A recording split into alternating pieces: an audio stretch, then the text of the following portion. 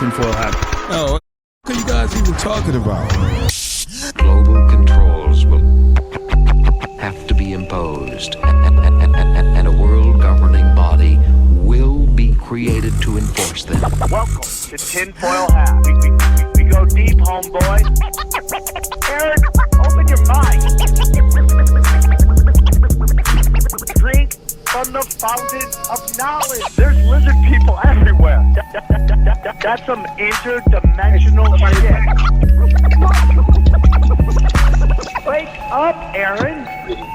This is only the beginning. Dude, you just blew my mind. Are you ready to get your mind blown? All right, guys, and welcome to the final Tinfoil Hat 2025. Yes, we're live from the Wise Wolf Gold and Silver Studios. Go to Sam Tripoli.gold and use the promo code Tinfoil, and you too can get in on the Precious Metals game for as little as $50 a month. I'm upping my number, dude. Daddy's going hard in the paint, okay? Very excited to have this guest on. He is a podcaster, he is a researcher, and he is a cartoonist, which I'm very excited to talk to him about. Please welcome Matt Ehret. How are you, brother? Hey, I'm very happy to join you. We're glad you're here. We're honored that you're taking us out 2025. It's been a great year. Couldn't ask for a better guest to have for the final episode. Matt, for those who are not familiar with you, can you tell us a little bit about yourself and where our listeners can find you? Sure, yeah. Well, they can go to CanadianPatriot.org. It's a geopolitical journal I set up back in 2012. A lot of the books that I publish and the videos that I've been making with my wife over the past few years come out under that banner. So that also has all of our books, including the new Revenge of the Mystery Cults trilogy that we just produced. Oh, I like it. Yeah, it's a wild ride. And then also there's Rising Tide Foundation. And Substack is sort of our bread and butter more or less these days. So that's also a thing. Who are we talking to that they really love Substack, that they feel like it's going back to the old-fashioned blogging? I like Substack. I don't get a lot of traction there, but I like to go there and put my content just to help them with content. So if people do go there, there's a ton of content there for there's so many people on there, but I just feel like I got to be a part of it. Speaking of cartoons, I myself have a comic book coming out. It is called Chaos Twins. Just go to chaostwins.com. Episode 2 should be out early next year. I know we've been talking about it for a while. We're finishing it up, and it's just a great comic book for the kids. They can learn about the world of conspiracies while being entertained, and we're very excited about it. I'm very proud of it. It is literally the only children's entertainment I do family friendly. So if you want a gift for your kids, please check out chaostwins.com. So Matt, I always ask, or Mark tells me what the guests want to talk about. You brought up some of my favorite topics. I'm very, very much into the occult. I am constantly having debates with people. There's a lot of people who hate the Muzzies. We hate, Muslims. And I understand that because the propaganda, and this is not saying that Islam is a peaceful religion, okay? But what I am saying is that how far back are you going to go with your data? Yeah. Where do you stop when you went at trying to figure out what's going on? Because, when we know that the British created all the lines, the borders of the Middle East, and they purposely made it so it was just full of people that didn't get along. So there's a lot of divide and conquer going on. Yeah. And when you realize that the first king of the House of Saud was a British spy, and that the House of Saud funds Wahhabism, it's like, how deep does it go? So the hidden hand to me is a really very important topic that the average person, our listeners, understand because we talk about it a lot. But a lot of people don't understand that. They don't want to take time to go to that deep dive and do the research for themselves. So I'm very excited about it. My question to you is, where does your journey into researching begin into this whole thing? Oh, that's that. Okay, yeah, sure. And just to reemphasize before I answer that second part, yeah, people they're way too satisfied to settle on some overly simplistic explanation of the cause of their problems, whether it's Muslims, Christians, like whatever. They want a nice little comfortable label. Yeah, it's good guys, bad guys. Yeah, that just fits into pre-existing categories, and it doesn't work. That'll to the degree that we settle with that kind of lazy reasoning, we will always be instruments of our own doom. And that's the way that these ruptures, as you've pointed out, were organized across national borders, across tribal lines for forever wars, forever conflicts, forever crusades. Doesn't work. So you got to go to something more principled, and that harkens back to days before even Judaism or Islam or Christianity. Bang! Bang, dude. That's what we're talking about. These people, these masters of mankind, are way above these Abrahamic religions. Yeah. They're the ones who basically formed them in the image in which they wanted, so that they all fought with each other. Well, yeah, and I mean, you know, I like using this language of the skin suits, you know, the Silence of the Lambs thing, that the satanic, misanthropic, demon worshiping freaks that have been around for ages, God, you know, before written records, they will infiltrate and occupy and create skin suits to make them seem and Muslim or Christian or Hindu or whatever, and they will have an esoteric inner sect that will happily use exoteric uninitiated followers from whatever thing that they're infiltrating as disposable tools to be, you know, played with and destroyed but they're all in on it together, right? So you got to go from the top down. People have to really go from the top down and then kind of differentiate that you're not actually dealing with Christianity or Judaism or Islam or whatever. There's this other thing. And I think Jamal al-Din al-Afghani, even more so than the sponsors of Wahhabism in the 20th century who play into this. But even when you go to al-Afghani, the founder of Salafism himself, the guy was like a boon companion of Madame Helena Blavatsky. You know, this guy was like, wow. Oh yeah. He was like this Iranian Sufi chameleon who took pride in being able to just be anything you wanted him to be. And he was always traveling the world. Wherever Blavatsky was, so was he. He was advising Saint Yves d'Alvedre, the founder of Synarchism as well, which is directly tied into the esoteric section of Theosophists. And he's working for the British Empire in founding like the most radical school of rigid, like it's like adjacent to Wahhabism that then creates an incubator for later radicals to be emerged and then used as instruments in forever divide to conquer conflicts. So it's like, why? What, you know, it goes back to this thing that they're both devoted to.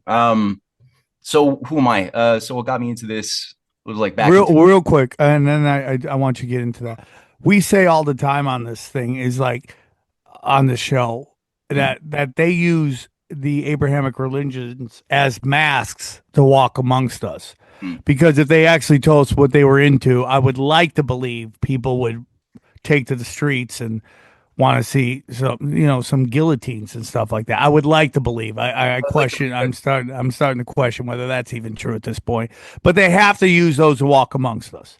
That's kind of their game. So yeah, I totally agree in everything you said. So one more time, tell us what you were about to say. I think you were going to tell us how you got into it or who you are. Or, I don't know. Sorry, I cut you off.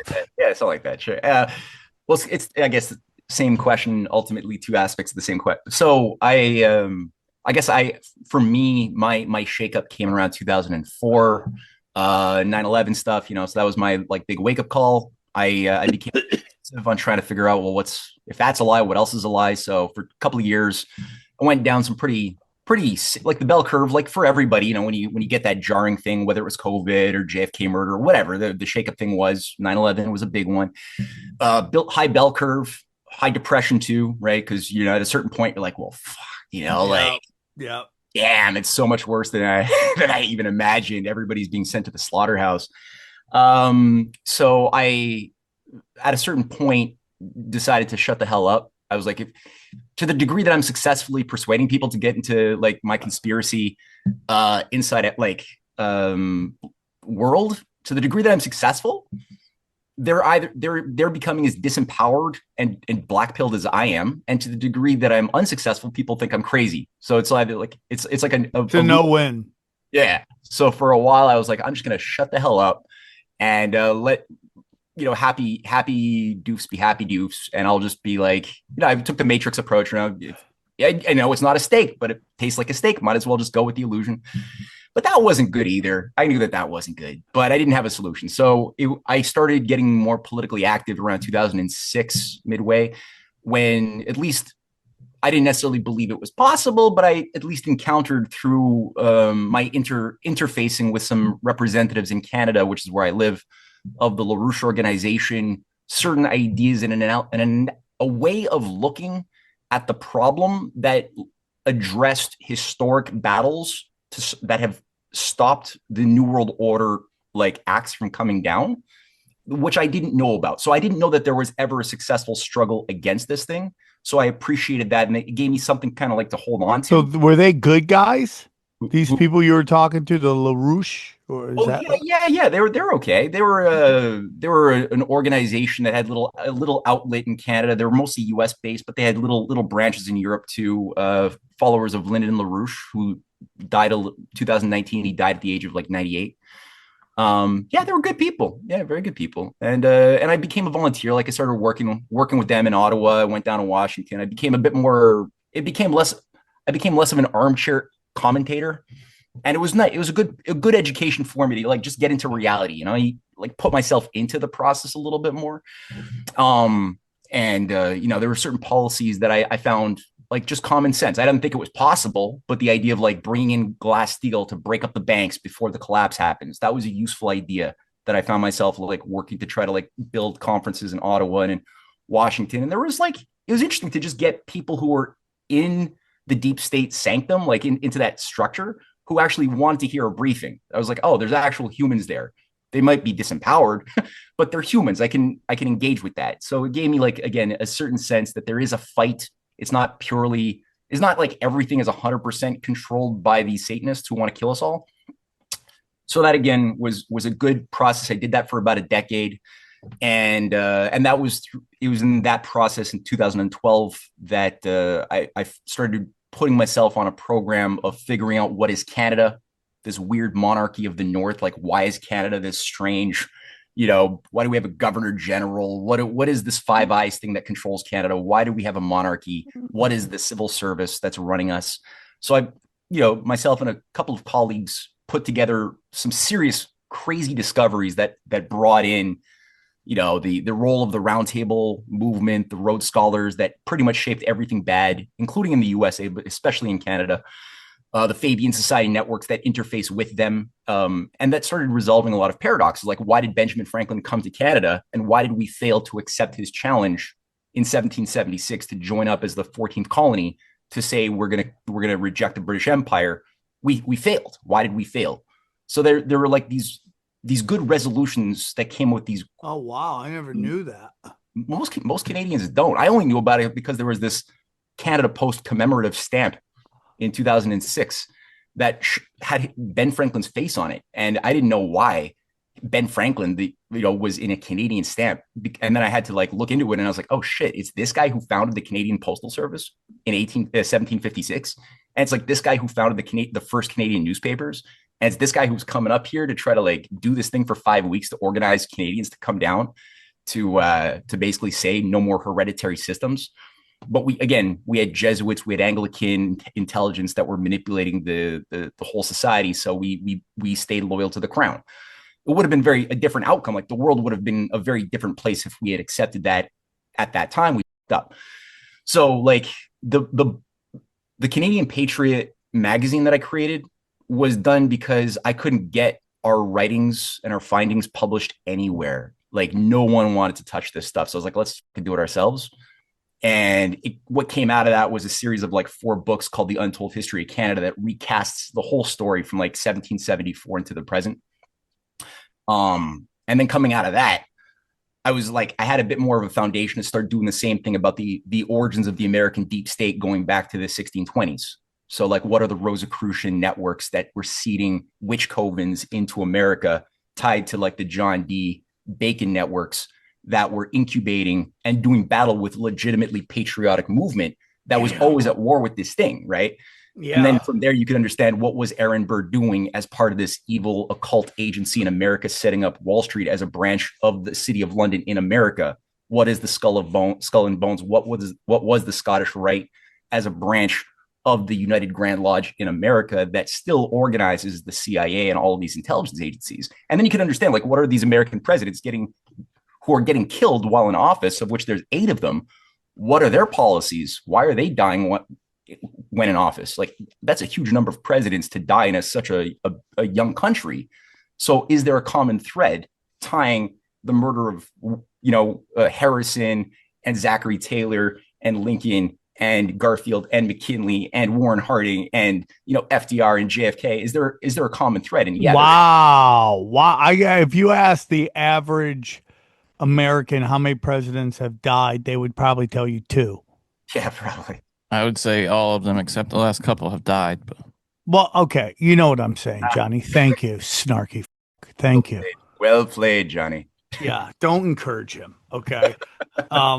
So yeah, most people would know that. That's incredible. And I do a conspiracy show for 9 years, and I didn't know. I probably knew, but it never resonated with me. Yeah, well, it's I think the way it kind of works is that each one, if we're allowed to look at the particulars of how each of these individuals died, it's always like treated as a self-contained story detached from a higher tapestry that would unite an understanding. So William Harrison, 1840, he's in there for what, 3 months? Or is it like not even, it's like 4 weeks. No time, right? Yeah. How's he doing? What does he represent as a leading figure of the Whig Party? Why was Lincoln fighting to get him elected as well, right? 1840. Well, there's a whole story about what he was doing to bring back the American system of the protective tariff, the national bank that had been killed by Aaron Burr's assets at Tammany Hall earlier on, who had already killed like Hamilton as a human. They killed Hamilton's kid as well. And then they started destroying his institutions over the ensuing decades, which culminated in like Aaron Burr's assets, Andrew Jackson and Martin Van Buren, who totally annihilated it and brought in this deregulation of the banking system that resulted in the bank panics, the boom and bust cycles, mass speculation. And Harrison had a program to revive a national bank to take back control from the City of London asset. And that was on his desk when he died. And to this day, nobody can account for why he died, except he started spewing out black stuff and keeled over. What? Here's how long you get, by the way, if you want to do that. You get from March 4th to April 4th. You get 1 month, 31 days. Crazy. You want to try to mess with. Yeah. And this is the guy who Lincoln helped get into power when Lincoln came in with John Quincy Adams for 2 seconds just to stop the Spanish-Mexican War and do the spot speech and get Harrison elected.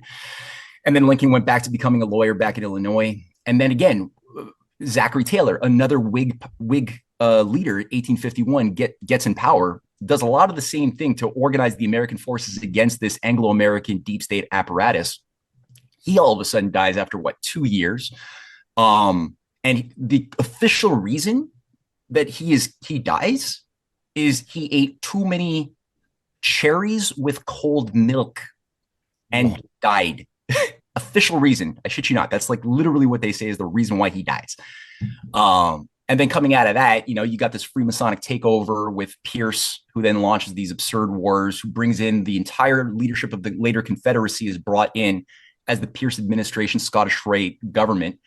In the 1850s, inflaming the divide that's going to lead to the ultimate dissolution of the USA and the undoing of 1776 with the Civil War, which they're trying to revive right now as we speak. And then, so he's Zachary Taylor's out of the picture. The Whig leaders basically create a new institution called the Republican Party at around the 1856 period. And Lincoln's a key figure in that because the Whigs have become too compromised at that point. There's been too much infiltration. So they have to create something new to represent the anti-slave position. And to also not just that, but what becomes the greenback position to take control of the national credit under a national system instead of what it was under the other school. And Lincoln dies the way he does, but he does manage a miracle to keep this controlled dissolution from happening. So it buys us some time. But ultimately, he's taken out of the picture.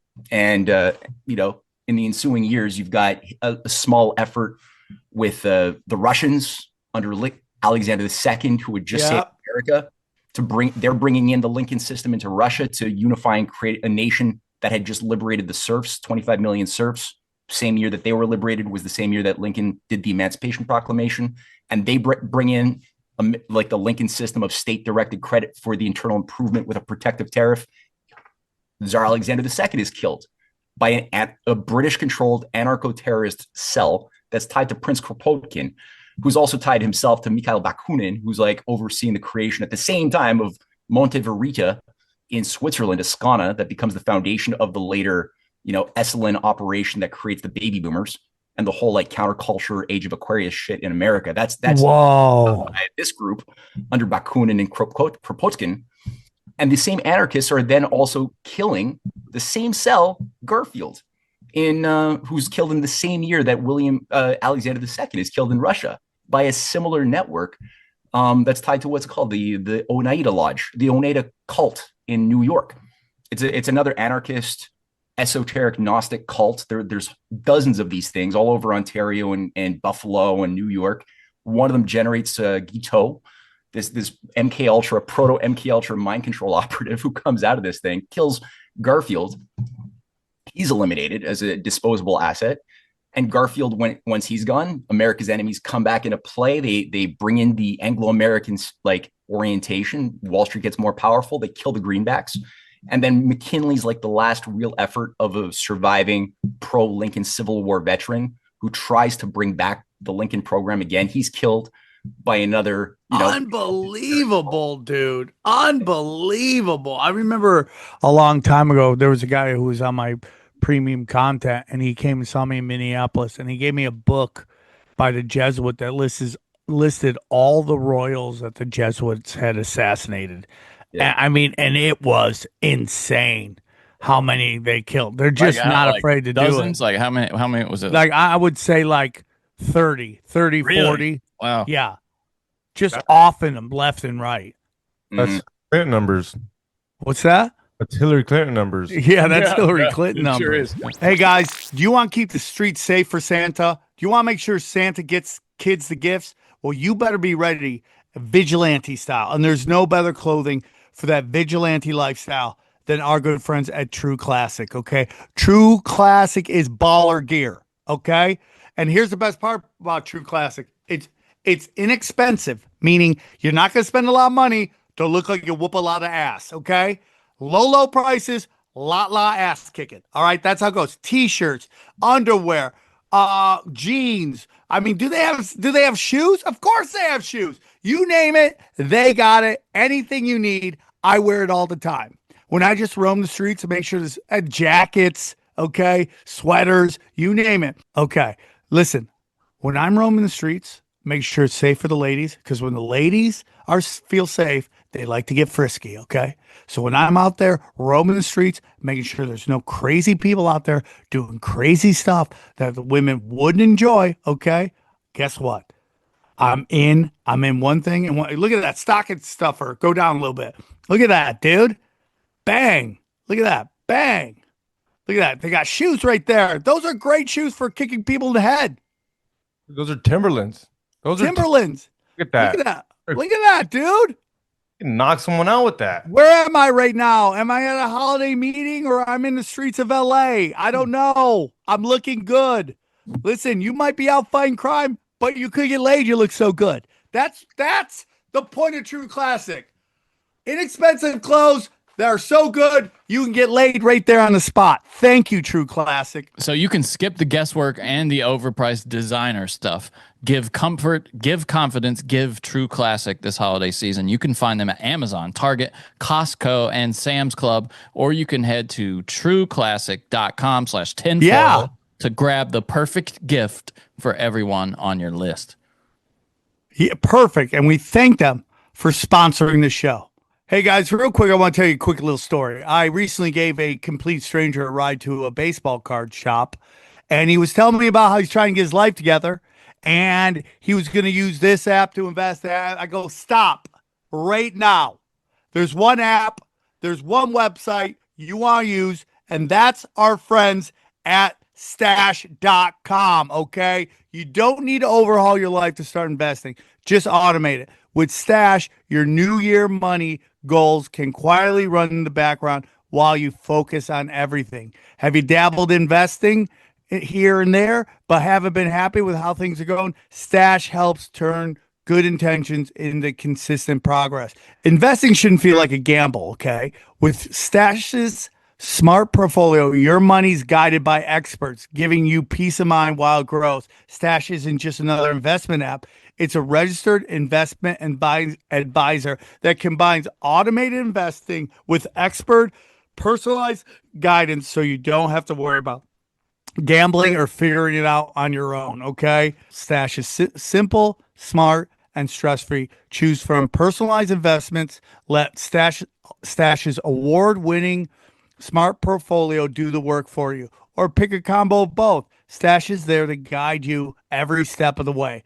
So don't let your money sit around. Put it to work with Stash. Go to get.stash.com/tinfoil to see how you can receive $25 towards your first stock purchase and to view important disclosures. That's get.stash.com/tinfoil. Get.stash.com/tinfoil. Paid non-client endorsement, not representative of all clients and not a guarantee. Investment advisory services offered by Stash Investments LLC is an SEC registered investment advisor. Investing involves risk. Offers subject to terms and conditions. Holy shit, dude. This is insanity. I didn't know all that. Wow. And I mean, yeah, when you look at from that period of 1880 all the way up until World War I, it's really the age of assassinations, right? And it's, you've got the King of Italy, and you've got it's not just McKinley, but you've got a whole net. You got the President of France, Sadi Carnot, who's bringing in the Lincoln American system into France, who's also getting killed by an anarchist cell. You've got Alexander III, who's being killed in 1898. Him, it's poison, arsenic. And then as well, obviously the rest of the Romanovs are wiped out, but so are so many German interior ministers, foreign ministers, Italian and other, it's just an age of total assassination to eliminate anybody who's got a competent head on their shoulders. So you have this constant just confusion, vacuum of leadership, and everybody can be sort of nudged towards what becomes World War I, this complete alchemical dissolution of society with the attempt to then recombine everything under the League of Nations one world government thing, which was always the idea which is defined by who? The same people who are running World War I and the League of Nations as the solution of World War I, which is basically get rid of nation states, is Alfred Milner, right? Lord Milner, who's heading up the Round Table movement at that time. The entire Rhodes Scholarship Trust operation is overseen by this guy who's in charge now of the British Empire, right? Who's then orchestrating what becomes the League of Nations. He's also a co-author of the Balfour Accords. Lord Balfour is a member of this thing, right? In 1917, along with Lloyd George, who's the British Prime Minister that is installed by Milner in 1916 in England to oversee the outcome of the Versailles Treaty. And he's another co-architect with the Balfour Accords to create the conditions around which this new thing would be an organizing principle of chaos pretty soon. It would just take a few more decades for that to manifest, right? So all that to say, it's why didn't that work though? That's always a good paradox that I think is an empowering one. Is why is it when they wanted that to be the New World Order? H.G. Wells was very clear on him. He was a co-architect of the League of Nations. Why did the League of Nations fail at that time? Well, it's because you had people like Warren Harding, who emerged as the Republican president. 1921 or something, or 20, and he basically said, we're not going to abide by the League of Nations, which is demanding that everybody give up their sovereignty and only go through this unelected dude. Yeah. So like him, you had President Sun Yat-sen of China that he was collaborating with to bypass the League. You had people in Walter Rathenau, who's the later assassinated foreign minister of Germany, who's also working with patriots within Russia to bypass the Versailles Treaty and eliminate the debts and create bilateral treaties for industrialization of both, which would have worked with Warren Harding's support, but they all end up getting assassinated. Oh my God. Harding, dies of oysters, whatever. That's the best reason. He dies of too many oysters and he dies. So you got this thing that seems to lose power whenever national sovereignty is applied by people who represent a cultural tradition, which the oligarchy is afraid of. So that for me has been an important lesson. That's very interesting. Yeah. That's very interesting. That's the thing that they get freaked out about, huh? Mm. Cultural. What'd you just call it? Cultural history? No, what'd you just say? Like a cultural mate. Like there's a certain a tradition representing a certain idea of human beings made in the image of a living, loving, reasonable creator that takes that shit seriously, that acts accordingly and applies laws and policy in accordance with that principle. And whenever that's done, then the oligarchy will tend to lose their influence over the system that they want to control like gods. Doesn't mean that we've ever beaten them, but it means that they have reduced, they have suffered the reduction of their ability to exert their desire to do whatever the hell they want over society, which has increased our capacity to express our freedom and higher potentialities. You know, so there's this struggle. Do you see that happening now a little bit? Less so. We have these false flags happening left and right, and it's so obvious, and I just don't think it's giving them the results they want. Do you see that at all? I do. I mean, I think that they're on a reduced timeline. I think that a lot of what they wanted to achieve hasn't fallen into the timeline that they would have desired. Let's say we look at the celebration of the New World Order and the end of history back in 1991. I think that they really had an idea that it was going to be a much more accelerated consolidation of their long-term agenda back then, when the Soviet Union had been induced to self-destruct from within under Gorbachev, who himself was and Yeltsin, who were like themselves Lawrence Rockefeller, Esalen operatives inside of the occult underbelly of Russia anyway, of the Soviet Union. So I think that they had the idea that by now we would already be far, far advanced in the depopulation mass culling program already. So that I do see that there's been certain upsets, but they haven't given up. You know, they changed Agenda 21 to Agenda 2030 to sort of like remodify their timeline. The idea of the mass legalization of carbon production, which they had hoped to already have brought online already many years ago, they've had to like throw that in the garbage bin for the moment. Not to say they're not planning on bringing it back, but like the COP21 Paris Accords, they've had to put that into the we'll try again later bin. You know, the Mark Carney Bankers Climate Compact, which called for the consolidation of all of these major multinationals who would be committed to ending and legalizing investments into anything that increased carbon dioxide. That was something that that was his baby. And they've had to just do a vote like 3 months ago to dissolve that Bankers Climate Compact, because they can't destroy those countries and those civilizational forces today that are not willing to just simply sacrifice their entire ancient cultures and populations on this altar of Gaia, the way that it was hoped they would maybe a decade or two ago. So you can't defeat them if you continue on with this decarbonization green Gaia religion. They got to put that aside, reinvest in a military industrial buildup, destroy Russia, China, other countries that are, again, not fully on board with killing their people and undoing their entire civilizations of, like, in China's case, it's 5,000 plus years of continuous civilization. India, same thing. So they got to undo that, destroy them, and then maybe get back on their original design of the big kill. And whether that happens through a punctuation of an unleashing of total war, or whether it's a more gradual kill. I mean, in their mind, I think they're kind of flexible in terms of which scenario they're willing to do. They'd prefer, I think, as long as it gets the results. You see what you're talking about with the World Health Organization treaty, and they're just like, yeah, it supersedes all your laws. And of course, America is like, we'll just can suck it off, and we'll go with it because our leaders have zero spine and any integrity. But you saw Africa was like, we're not doing it, and it just annihilated the whole plan. Mm-hmm.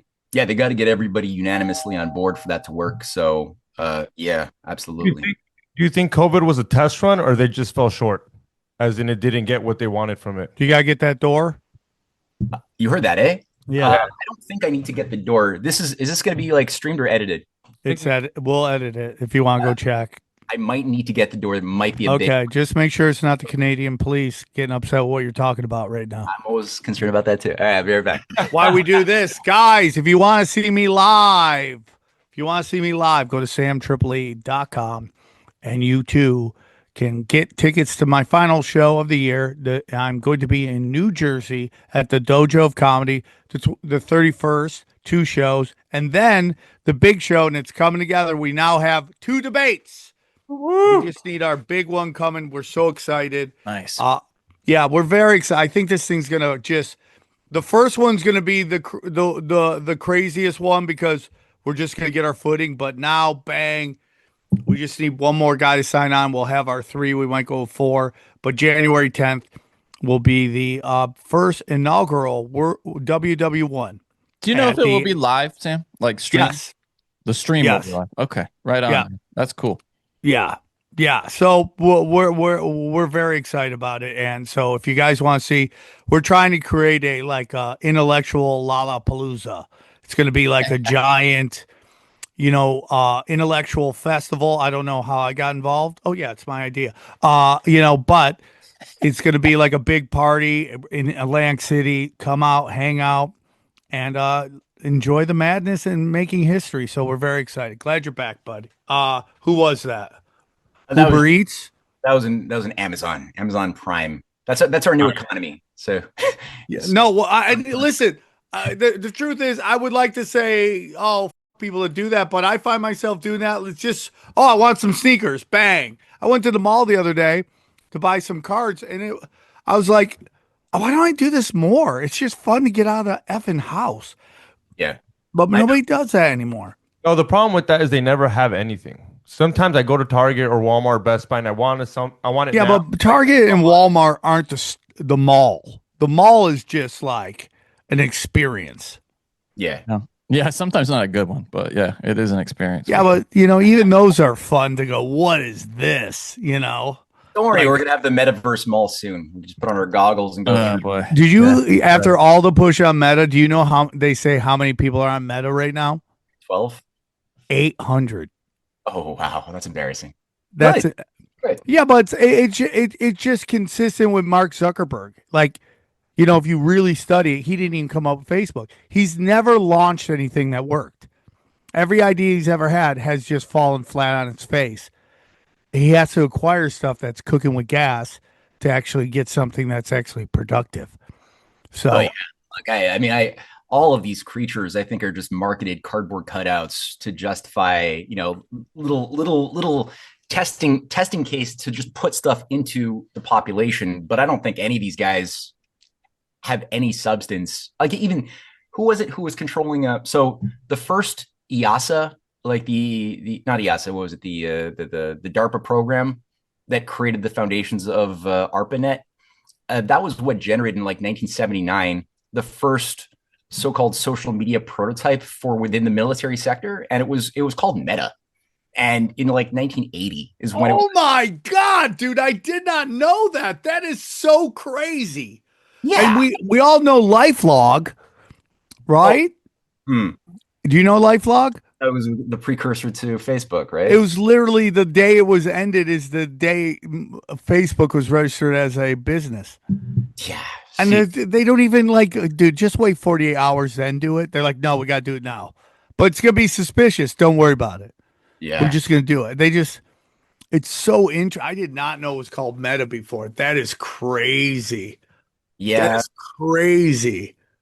I think that all of these guys, whether it's Bezos or him or Bill Gates or Elon Musk or Thiel, I think they're really just cardboard cutouts without too much substance. They're trained to utilize certain syllogistic. They're trained to emote or give off the illusion that they have emotions. Oh yeah, I love that. Lines of reasoning, like you would a computer, that they could then repeat on cue in certain stimulated. Yeah. When they're especially Teal is like when they asked him about if he was okay with the world ending or whatever, and you could tell it was like an AI that you ask a difficult question. It was like computing. I mean, it was really weird. Yeah, and I love when they have Mark Zuckerberg on this on all the podcast tours, and he's on my friend's show, and I'm like, what are you guys fucking doing, putting this fucking robot lizard I'm just a on your bro. fucking show? I do Dude, I do jujitsu. jujitsu. I shoot goats with lasers. Come on, man, we're all hanging out. Rays. You know, my God, dude, I'm just love to chill and bang puss, bro. Right? That's what people do. just like you. I'm into chicks too. I like the ladies too. You know, it's crazy to me. But what were we talking about before we got the Amazon delivery? Do you remember? Yeah, you guys, it's fuzzy. It's a fuzzy. If COVID was a trial run, or did it fall short? I don't know. I'm open to either one. I suspect it was a trial run. I suspect that. Well, a big thing is that, like, I think people think that it was going to be an immediate result, but I don't think that's their plan at all. I think immediate results would sound off the alarms. I think the way they've been slow rolling it and controlling people's algorithms, so the people who did buy into COVID never get the algorithm and the news that says people are dying left and right. You know, because they're dying left and right. I mean, people are just they're having brain tumors, cancer, their hearts are giving out, and I'm seeing studies left and right. But I know the people that are just getting a 19 boot. Like, a friend of mine sent me a video right now that showed someone's brain that had 8 shots. Ooh. And you can just see the dead matter just starting to fucking grow. The question is, was it like that before the shot or after? No, it shows you at the beginning. Anybody who's getting 8 shots, I'm saying, is kind of brain dead already. So, yeah. You know, like what? So my girlfriend still watches MSNBC, and now they're going nuts on measles. Yeah. And I go, it's not a big deal. She goes, dude, it's an uptick of 20%. I go watch the Brady Bunch and watch how they talk about measles. Go watch how they talk about measles. And then go watch Law and Order when they did their big measles episode of propaganda. And it's 2 different vibes. You would think a bioweapon went off in New York City the way the people on Law and Order were acting about measles. I mean, they were calling the cops. They were just running around like it was crazy and like drama. And Brady Bunch was like, I got measles. I don't got to go to school today. Yay. They're playing board games and they're super excited. It's such an obvious game of propaganda that's going on. And even in Texas, where like 2 years ago or a year ago, the big measles breakout that they said killed people. Later, it came out that was just medical malpractice. Yeah, that the hospital fucked up. Hey Sam, I don't know what age you do this at, but is there chickenpox parties still? Like on TV, I remember watching them. Like, oh, they were. I don't think that's completely correct anymore. But yeah, I think that was the way I was put into a household with a bunch of kids who had chickenpox because when you're young, you're more resilient, and that's been a time-tested way to just get the kid over that process, and nobody freaked out that their kid was going to die. You just did it. And I don't think you're allowed to do that anymore. I think you'd probably get your kid taken away by the authorities if you maybe. I mean, I'm not saying that that's a fact. I'm just saying that's the sort of thing. I know what you're saying. Yeah. Yeah, it's crazy to me. It's like all the old remedies. Like, I had restless leg syndrome the other day, and someone commented that her mom had restless leg syndrome, and her grandma told her to have a teaspoon of mustard, and she did, and it worked. Nobody knows that. You're gonna have to go get a fucking pharmaceutical drug now to deal with that. Well, the other thing is, I bet the mustard even is not the same. You know what I mean? Like, I bet you're getting, she's going to go have some French's or whatever. And really the mustard her grandma had was something completely different. Or salt, right? Like the idea of salt and the benefits of salt, which used to be, I mean, I get the Celtic sea salt, because you got all the natural minerals that come with that increase your immune system. It increases the biocircuitry. Whereas the table salt that people are taking has none of that. It has no, if it is anything, it's negative net health benefit. So there's all sorts of things, like you said, that we take for granted. That's not the same thing when somebody says mustard today versus 30 years ago. Even it's 2 different chemistries completely. So all that to say, no, I think that COVID was likely a bit of a test or another like test run, another iteration to see how far can you push people. What will we adapt to? What will we accept as far as the ability to lie with statistics, to give up our sense of judging right and wrong for the sake of some hive mind. So they're always just seeing how far they could take it, learning a little bit from when they've pushed too far, and there's like a freedom convoy that pushes back. So I think that that was the H1N1 thing too. Remember, you guys, we went through the H1N1 back in 2009.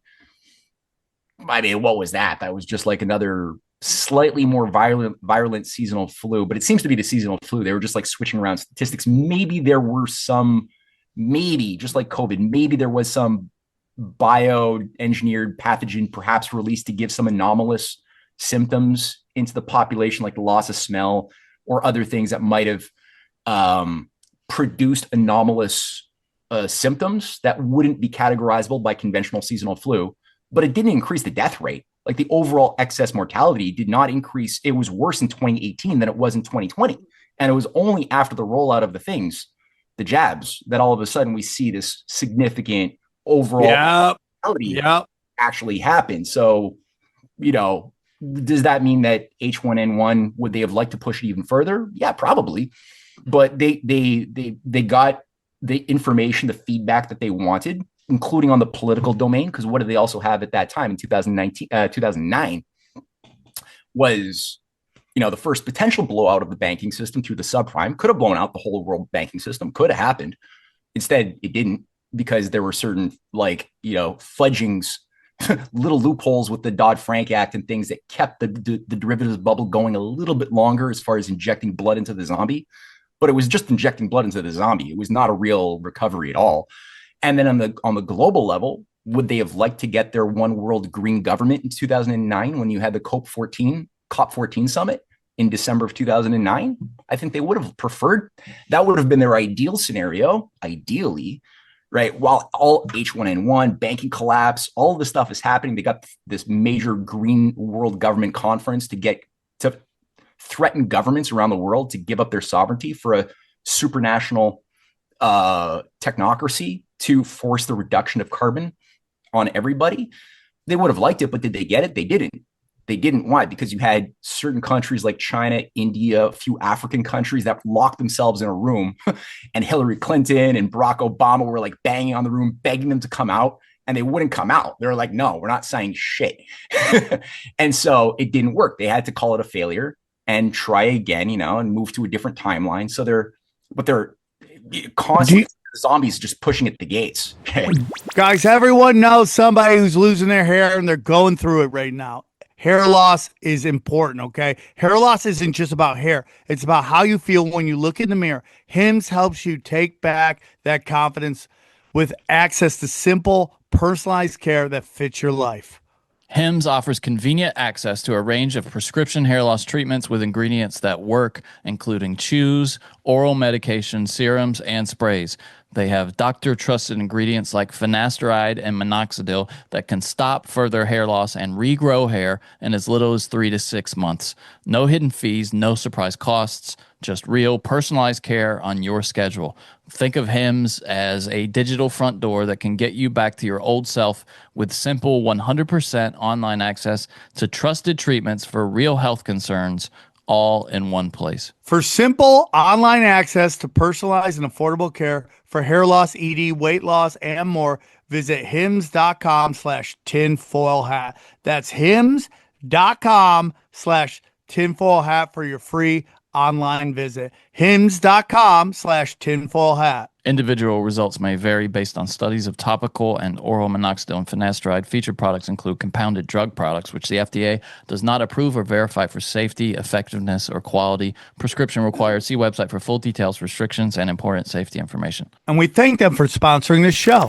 Do you think that's somewhat happening right now with the EU? It seems to be collapsing. You're seeing countries now pass laws that their sovereignty laws, their country's laws supersede anything the EU says. And to a point, you could even say with the woke stuff, it's like we had 20 years, or when was Barack Obama in? Barack Yeah. Obama gets in 2008 or 2009 to about right now. Wasn't quite 20 years, but they got everything they wanted and it didn't work. And it seems to be collapsing left and right. And it's interesting to see how they handle that, and they still push it. They just don't talk about it now. That's the difference between then and now. Like, I went and watched Fantastic Four, and which is a comic book movie, and it's meant for men and boys. Excuse me. And at the end of it, it's like the Human Torch is obviously gay. They're like, he just loves chicks. You're like, he's gay. He's a twink. He's clearly flaming. He's clearly flaming. And then of course the mom, fast forward a minute if you don't want to hear the end of the movie. Of course, the mom saves the day, right? The woman uses her Karen rage to beat the guy who eats worlds, like the guy destroys worlds. And, somehow mom's rage is able to beat, this Galacticus, who's like the most supreme being in the universe. It's woke as shit. It's still a decent movie. You just gotta go, oh, here we go again.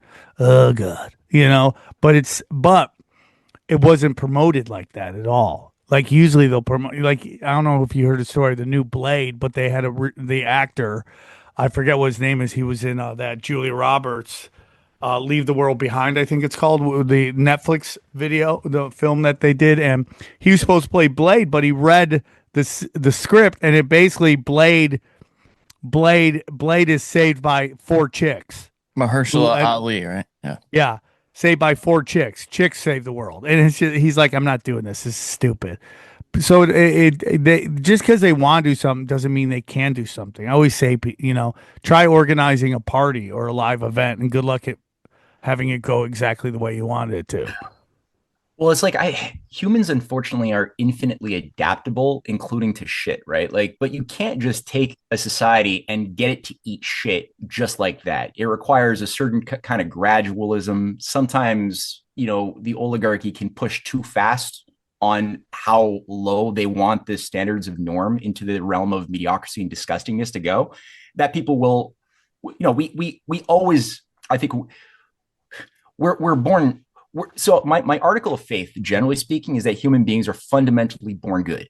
As annoying as babies can be, I think I love babies. This movement to hate babies is driving me fucking nuts. Yeah, I've never in my life ever seen females talk. And again, this isn't all females. We're talking the ones who percolate to the top of the internet, talk so badly about children. I've never seen it in my life. It's the craziest shit I've ever seen. It's and like the fact that they got somehow our idea of like freedom for especially like women's rights, but increasingly to all human rights to be principally geared around your right to kill babies, including babies after they're born, where they're just expanding.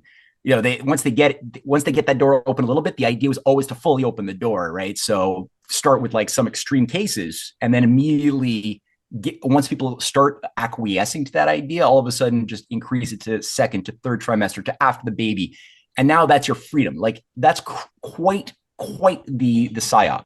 I saw the greatest meme I've ever seen it said liberals, and then it was like, guns are killing people, we must stop it. And then also was a picture of a chick with a shirt that said, I had 21 abortions.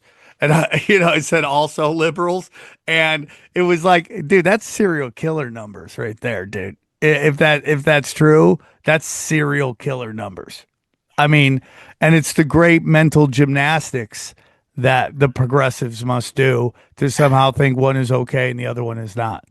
So here's my thinking, right? Like, since babies, the oligarchy wants to project their own hate of themselves, their misanthropic hate of humanity, and their belief that babies are born evil. It's very Gnostic, right? That we're born evil, made in the image of some evil creator like Yaldabaoth, who created the world as the demiurge, is evil in the evil image of that evil god, right? That we're all just in this hellish fleshly realm of just putrefaction.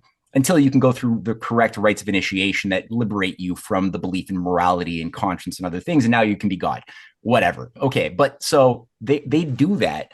But the reality is that if you put babies who, like, you know, they don't have any prejudice, they're pure, they're always trying to learn to go outside of themselves, to learn new things. It's not just mimicry. They actually are doing trial and error. They're not prejudging anything. So they have pure humility. They'll play without prejudice with other babies. They will figure things out.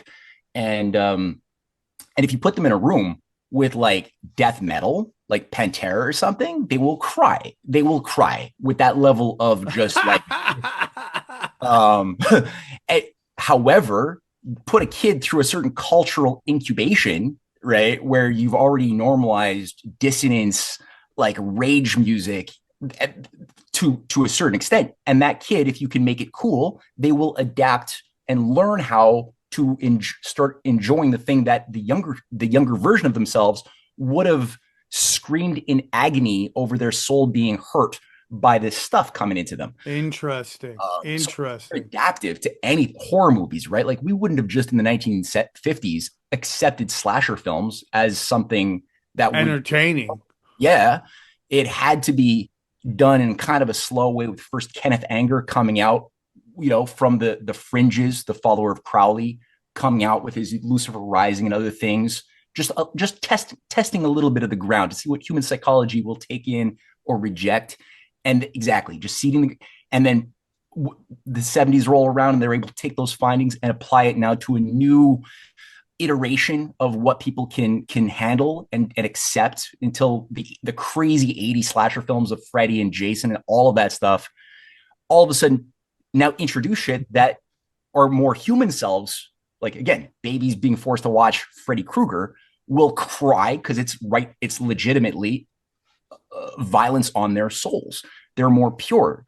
But, you know, you get kids, again, right? Same thing with the heavy metal, you know, stuff as applied to slasher films. We will adapt and find anything. You're totally right. Yeah. Which is why they introduced drag queens to kids in kindergarten. Yeah. Is to completely pervert them. Now, if you're into that, I don't care. You know, again, I'm never tell you to do what you can and cannot do, as long as you're not hurting people, and particularly children. But you're 100% correct. It's subversion.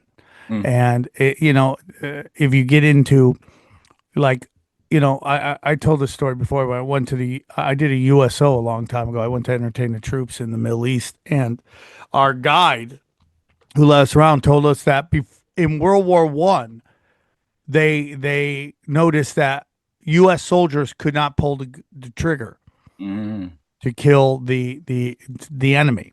So they started introducing gun violence in the movies. And then people start seeing it.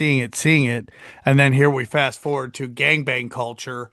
And you listen to any old rapper, they would tell you that wasn't how it was back in the day. If there was a fight, it was a fist fight. And then all of a sudden NWA is introduced and all that stuff's put forward. And now clubs are getting shot up all the time. Yeah, that's a great point. Yeah, also the video game. I was actually reading I forget which book this came out of, but yeah, where they go through the training of the troops who, couldn't pull a trigger. So you have the cultural manipulation within movies and shows that got more violence to normalize that kind of violence. But then also you had, like, they found that soldiers who in boot camp are training with simple, like, round targets are having in World War II difficulty killing actual human beings. But when you make the target look like a human, all of a sudden you put them in the real situation, and it's much more easy. The kill ratio increases remarkably. Whoa. And then you look at why did violent video games emerge out of ARPANET and, like, the military industrial tech complex in the 70s? That's the origins of the video games that have been then later on introduced into the civilian sector. Well, that's also a recruitment tool. When the kids are playing first-person shooter games, especially online, they're also being recruited to become drone operators, to become other. And so it's that much easier when you spend 1,000 hours. Was that? They've done that. They've gotten, like, kids that are really good at playing video games to go and train with the army system, where they'll give them, like, deals where, like, hey, come do this because you're that good at that video game. They're recruiting them, like, through live. There's, like, people that was that storyline was told years before even like, I mean, Atari was out and all that stuff, but you know, there was a famous game where like they would like some kid was great at a video game and either aliens from another planet would come and get him to save their planet, or the military would come in, they'd use him as hackers. Like they were seeding that a long time ago, Yeah, dude. there's that Orson Scott Card book Ender's Game where these kids think they're all playing a video game. Yeah. I watched that not that long ago. That's Oh, exactly. it's a movie too. That's right. Yeah, like Harrison Ford's in that, right? Yeah. Yeah, I read the book when I yeah. was He in- plays like the MK Ultra handler, like Ewan Cameron kind of military handler of the kids. Yeah. Or yeah, that's right. And they all think they're playing a video game, and they're actually fighting aliens in space in this war. Yeah, right. And you have it also with like Black Mirror, like these scenarios Yes. also Yeah. where people think they're playing video games, but they're actually managing this human dystopic future. Totally. And there's a little bit of a lot of reality in those scenarios. Absolutely. You brought up Aleister Crowley, and he seems to be. I was some points I was going, is this guy the Antichrist? And then I don't think he is, but he seems to be revered like their Christ in the way that they adopted his principles and carried out his message to the masses. What are your thoughts on all that? Yeah, there's very little he didn't influence as far as everything unnatural and bad of the 20th century, including our present day. It's hard to find anything that's not directly being influenced by his progeny and his hellspawn. I don't believe he was literally Antichrist, but yeah, you're right. There's definitely people treat him as if he's like this negligible, kooky Satanist, that we could just kind of treat like an entertaining figure or something. But no. His followers literally set up the Church of Scientology. Whether I don't know if that's too controversial to say it, but no, say it. We've talked about it. We have a famous joke on here that a Nazi, a pedophile, Satanist, and a Scientologist walk into a bar. What do? They invent NASA. Oh, shit. Yeah, man. No, dude, absolutely. And you got things like Jack Parsons, the whole complex that is completely abiding by the thing that Crowley didn't create. He just consolidated it, gave it sort of a certain type of flavor and virulent practical application to. He inverted a lot of things. He inverted some of these old esoteric spiritual beliefs and inverted them to almost the opposite. Even like so above, so below. He kind of perverted that as well. Yeah, I mean, there was the perverse version of that, and you've always had a battle of a healthy versus sick version of that, going back to the days even before Hermes Trismegistus, where on the one hand, it's like you have this healthy way of thinking about the fact that the essence of the creator would express its organizational properties in the macrocosm, as well as in the smallest of the microcosm, and within the human subjective universe, as well as within the objective external universe, which may not be totally objective if we have a creator with purposefulness and design actually shaping the seemingly objective universe. You would not be surprised to find some element of subjectivity, which is tied to purposefulness and intention outside of us as well as within us. So there's a healthy way, and then I think a very sick way of treating the same kind of observations that have been clashing for a long time. And I think, Crowley definitely took it upon himself to represent the sickest, perverse version of that idea completely, which requires like a merging of moral opposites. That's like a big property of like the Crowleyite, but also before that, the Bulwer-Lytton, Eliphas Levi approach to initiatory rites into gnosis is this part of the core formula. Even Carl Jung, I would say also, who sees himself as a high priest of Abraxas within his Red Book, place a high emphasis upon unifying moral opposites, and things like the profane and the sacred should be unified, where no healthy person should ever find pleasure out of that kind of pain or that kind of joy out of that kind of ugliness or beauty out of evil. But it's very Orwellian, right? So if you find, like we're talking about the death metal that you find pleasure in, or taking pleasure out of watching innocent people getting slashed to death in slasher movies or whatever, eaten alive, if you learn how to take pleasure in that, in the mind of a Crowleyite, that's just a necessary part of your initiation to become liberated from the shackles of the belief in right and wrong, in the belief in your conscience, which is actually an illusion imposed on you by society, says the Crowleyites, to keep you from from doing what thou wilt, which should be the whole of the law, right? And conscience is holding you back because it's giving you boundary conditions that are preventing you from doing what you want to be, the full beast that is the natural thing inside you that would allow you to have the claim of being God and then determining your own reality, right? So I think that, Crowley did so much. He was at the cutting edge of Hollywood, like a lot of the 1916, 17 movies. He was already in New York at that time, helping to orchestrate getting the U.S. sucked into World War I. So Crowley's doing that.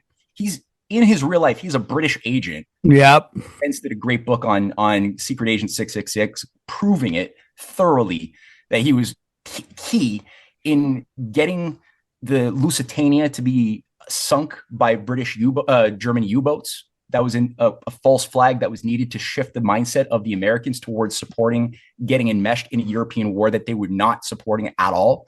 So that was Crowley who's providing that intelligence that the Lusitania was carrying U.S. weapons, and U.S. was supposed to be neutral in World War I, but it's factual. It was carrying a lot of U.S. weapons to support European powers in their fight against Germany, so that even though there were passengers on it, in the minds of the Germans who received that information, it became all of a sudden a legit target. I'm not justifying them shooting it down, but I'm saying that the reason why they did it, it was a giant trap in 1915 that Crowley was directly responsible for doing, because he had a ton of networks in New York, in Long Island, with the Tesla crowd as well, with George Sylvester the Rake, who was like the Satanist in charge of recruiting American congressmen and senators into supporting the Germans in World War I. And then later in World War II, which is why the Rake, who was the prodigy of Crowley, was arrested for being the American Nazi, organizing the Congress to be pro-Nazi in World War II. This was, by the way, Nikola Tesla's best friend as well. Wow. I didn't know that. Yeah, that was a big reason, I think, why the Tesla Tower in Long Island, where Crowley was doing some of his magical workings, was also being used to provide information to occult networks in Germany to receive that information that then justified the shooting down or the shooting of the Lusitania. So you got Crowley doing practical action as well as creating institutions. Like I mentioned, his work in creating the first, what becomes Hollywood movies. At the time, it's still New York, which is the main production studio complex. He's doing this work. You could watch some of these Crowley advised movies on YouTube today that still survive, which feature scenarios like a woman who has a black magician living in a secret basement under her mansion after her father dies and all of her sisters have been systematically killed and she's the heiress. And, you have this Crowleyite figure who's trying to get her to kill herself so that he could take full control of her mansions and her father's estate. Like, that's actually a thing. Whoa. Oh yeah. I talk about that in volume 2 of my Revenge of the Mystery Cults book, as well as the enemies of Crowley, who through the U.S. Navy intelligence at that time correctly identified this insurrectionary force in America, and who were working with people like Harry Houdini, who was playing a key role in battling the Crowleyites that were trying to take control of the culture even back then. Harry Houdini is actually surprisingly amazing as a person, which is why they also killed him in 25. Whole story unto itself. But all that to say, Crowley does that. He's setting up the OTO Lodge. He's got the Argentum Astrum Lodge as well that he sets up in 1907.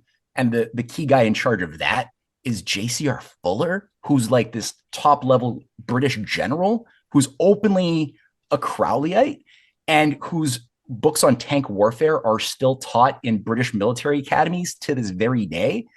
And this is the guy, J.C.R. Fuller, who becomes the second in command of Sir Oswald Mosley, who was supposed to be the British Nazi. Had Britain gone along with the plan to align with Hitler and co-manage the world together under this new, satanic Age of Horus, or the 1,000-year Reich that was planned, it would have been J.C.R. Fuller, who would have been the Secretary of Defense, who was doing the back channels between Crowley and Hitler, bringing in Thelema into the Nazi core Reich of the Thule Society. So you have this whole thing. Whoa. And then, who the hell is Sir Oswald Mosley? Well, the guy's a friggin' theosophist. He's tied to the Fabian Society. He's also the head of the British Union of Fascists. And his grandson is Louis Mosley, who's in charge of Palantir UK today. Like, is that a coincidence? You know? So you see that there is this, and what is Palantir, right? If you look at the Eye of Horus program, which that's what Crowley was trying to be, the prophet of the age of Horus. Palantir is the Eye of Horus. The Eye of Horus is the idea of organizing society around the idea that you have, that's on the pyramid, right? That you're all being watched at all times by this all-seeing eye of a solar deity that's looking at you, so you self-censor and control your own. Why they act insane. You have Larry Ellison's like, we're going to manipulate behavior. The guy looks like he's into weird shit. Like, Yeah. you know, he does some unholy shit. You know it exactly. Whatever the hell he's injecting into himself and whatever kind of rituals he's doing, and none of my business. But there's definitely evidence of something unholy going on there. And these are the guys who set up, like, Palantir is premised on that notion of the Eye of Horus from the Lord of the Rings, of this orb that sees everything all the time. So if you always feel like you're being watched, like you're in Bentham's Panopticon, you will be much more easy to control, like a slave society, which was how ancient slaves under the actual priesthood of Horus were organized pre-Christian, pre-Christian. So that's what they're trying to do with Crowley's New Age and his followers that take over the U.S. military, like Michael Aquino and Paul Valéry. You know, these are the head of the Temple of Set. These are like Crowleyites directly, who are overseeing the revolution in military affairs, premised on principles of Thelema and the Church of Satan, modified to the Temple of Set. And he's working with Stubblebean and these various Scientologists as well, bringing in men who stare at goat shit from Esalen and psychedelic sort of psyop warfare operatives to oversee this new type of leadership in military intelligence that goes on to do all of these other crazy things for the ensuing 40, 50 years. But it's all followers of Crowley, who set up Fort Bragg, who set up all of these things. Like, that's what Aquino's operating out of. And he's doing, you know, so all that to say, I mean, I don't want to go on too much of a tangent. Oh, I could listen to this forever. Oh, okay. I love it. I love it because I think this is the real power source that most people don't even want to look into. They just want to get into Muslims, Christians, Catholics, all that stuff, but they don't want to look into, like, what's the layer beyond that. No, I know they got it. People have to expect more from what their mind is capable of doing. You just can't. I've lowered my expectations of people.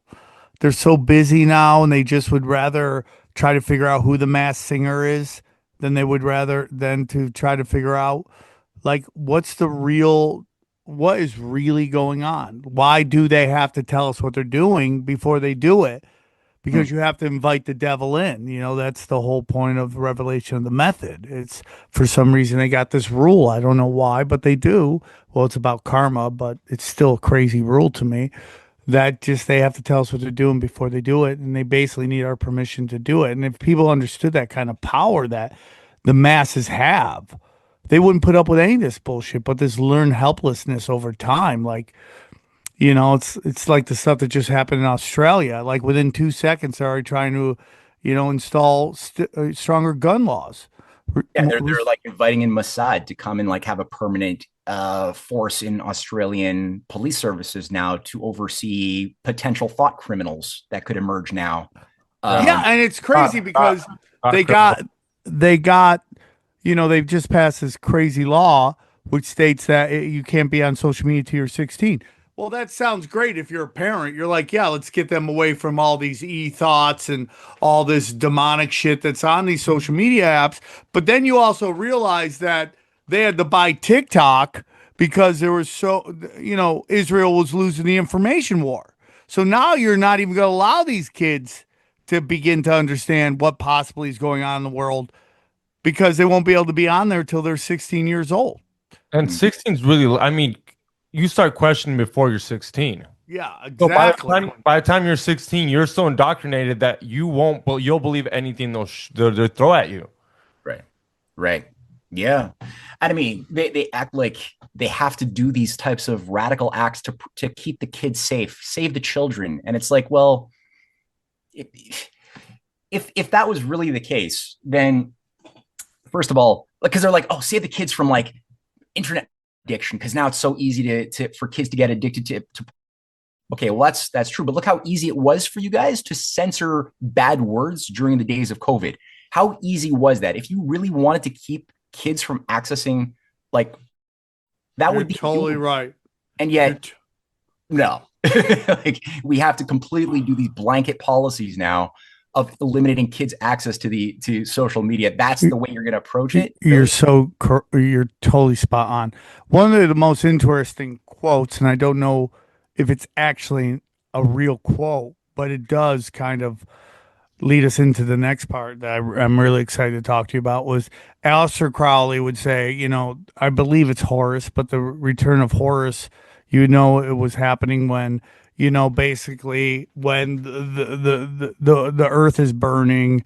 I don't know the exact part of this quote, but along the lines when men are women, and when angels come back under a different name, and then you got global warming, you got the trans movement, and now we have disclosure happening, and with the quote unquote aliens, uh, it all kind of fits into what he was talking about. Do you have any thoughts on that? And because you wanted to talk about the hidden hand, which in disclosure, which I'm very excited about talking about. 100%.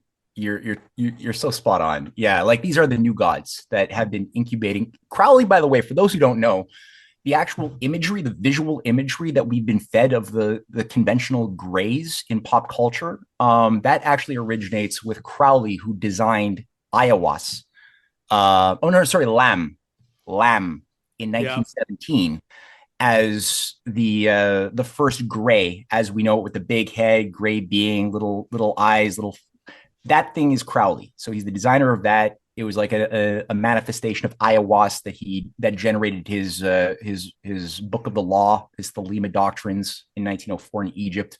So Crowley does that. His followers go on and self-perfect and tweak that general idea, which itself also kind of comes from the kind of space operas that had been formulated by Madame Blavatsky, Annie Besant, especially Charles Leadbeater from the Theosophists, the rampant pedophile Leadbeater, who sort of formulated the concept that becomes what we now know as being these light beings from the Great White Lodge that live in Venus, the Venusians that came down, that can speak through telepathy, and to special clairvoyant people who are touched and can channel the messages, whether it's, you know, versions. There's so many spins and flavors of fundamentally the thing that was made possible by Blavatsky and her Theosophical network, that Crowley was directly a part of, with the Hermetic Order of the Golden Dawn, by the way.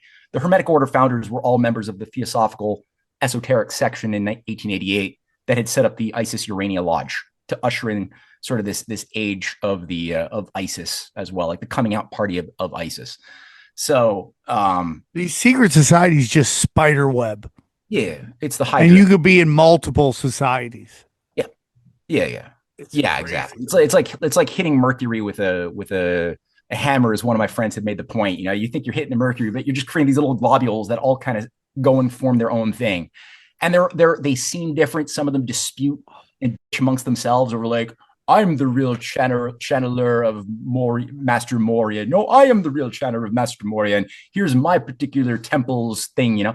So they create these seeming disputes. Maybe some of them believe it, but they're ultimately all colored by the exact same principles of organizing society in a very peculiar kind of way around gods that ultimately become at the heart of the whole multi-generational program that was really, I think it peaked in the form that it took right after World War II was finished.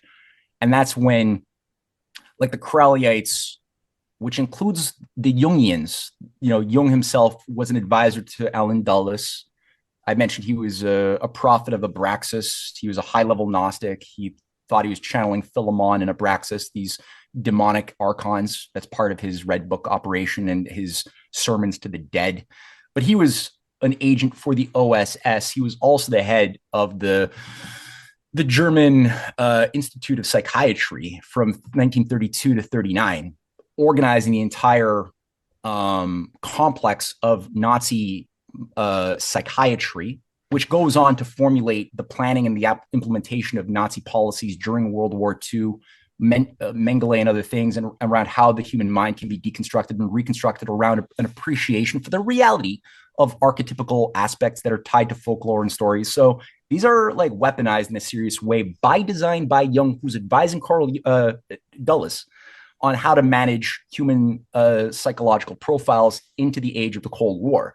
So it's at this time that you have the setting up of certain stories that are planted as seeds on the fringe at the time, like the Roswell crash and then other subsequent crashes, because there's apparently these aliens that are so advanced and can travel beyond the speed of light. Yeah. That's my favorite thing. Yeah, it's wild. They can't friggin' fly. They can jump from other dimensions into ours. They can go to beyond the speed of light, but they can't seem to fly. They just crash into, You're so right. That reminds me of the red balloon situation that happened here, where.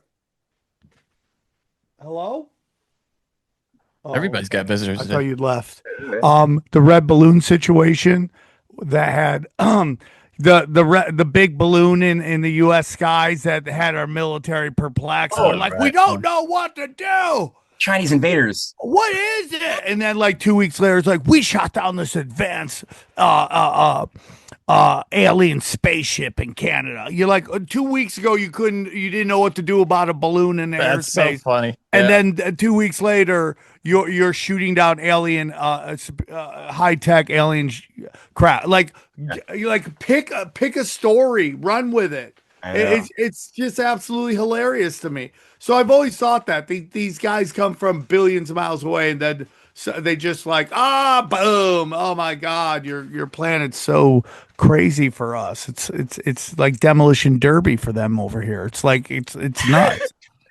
Well, also the CIA back in like 2021, the CIA supposedly revealed that it wasn't just 1 or 4 or 12, but something like 79 UFO crash sites have been actually found, and out of which we've procured and reverse engineered tech and alien biologics and stuff. And it's like, really, seriously. Let's not forget the New Jersey drones. That was just like to figure out how far we could take it or what we would run with it, because they never told us what that was. Well, I hear they're all back, and it's even more, and just nobody wants to talk about it. Yeah. Oh, I haven't heard that. I was talking to some people over there because I'm going to be performing there soon. And it was just, they're everywhere. Tell us a few times what it was, but it was a different thing. Remember, like once one guy was like, "Oh, it's Iranian." The Iranians have launched some provocative, the Iranian ships with FAA regulation lights on it. Right? Yeah. I mean, it makes no sense. It's still, yeah. Yeah, sorry, finish your thought. No. I mean, and then what was it another time? Another time they said it was Chinese or something. And then finally they settled on, okay, it was a research craft going up from, what was it, Princeton or MIT or some shit like that. Something like another that. One. There was another one. It was looking for dirty nukes or something like that. Yeah. I had a woman at the Dojo of Comedy come up to me and was like, "Listen, you guys are all crazy. They're looking for uranium from dog X-ray machines." I'm like, "This is all for uranium from a dog X-ray machine." Yeah, that's all it is. I'm like, "Okay, if that helps you sleep at night, enjoy it."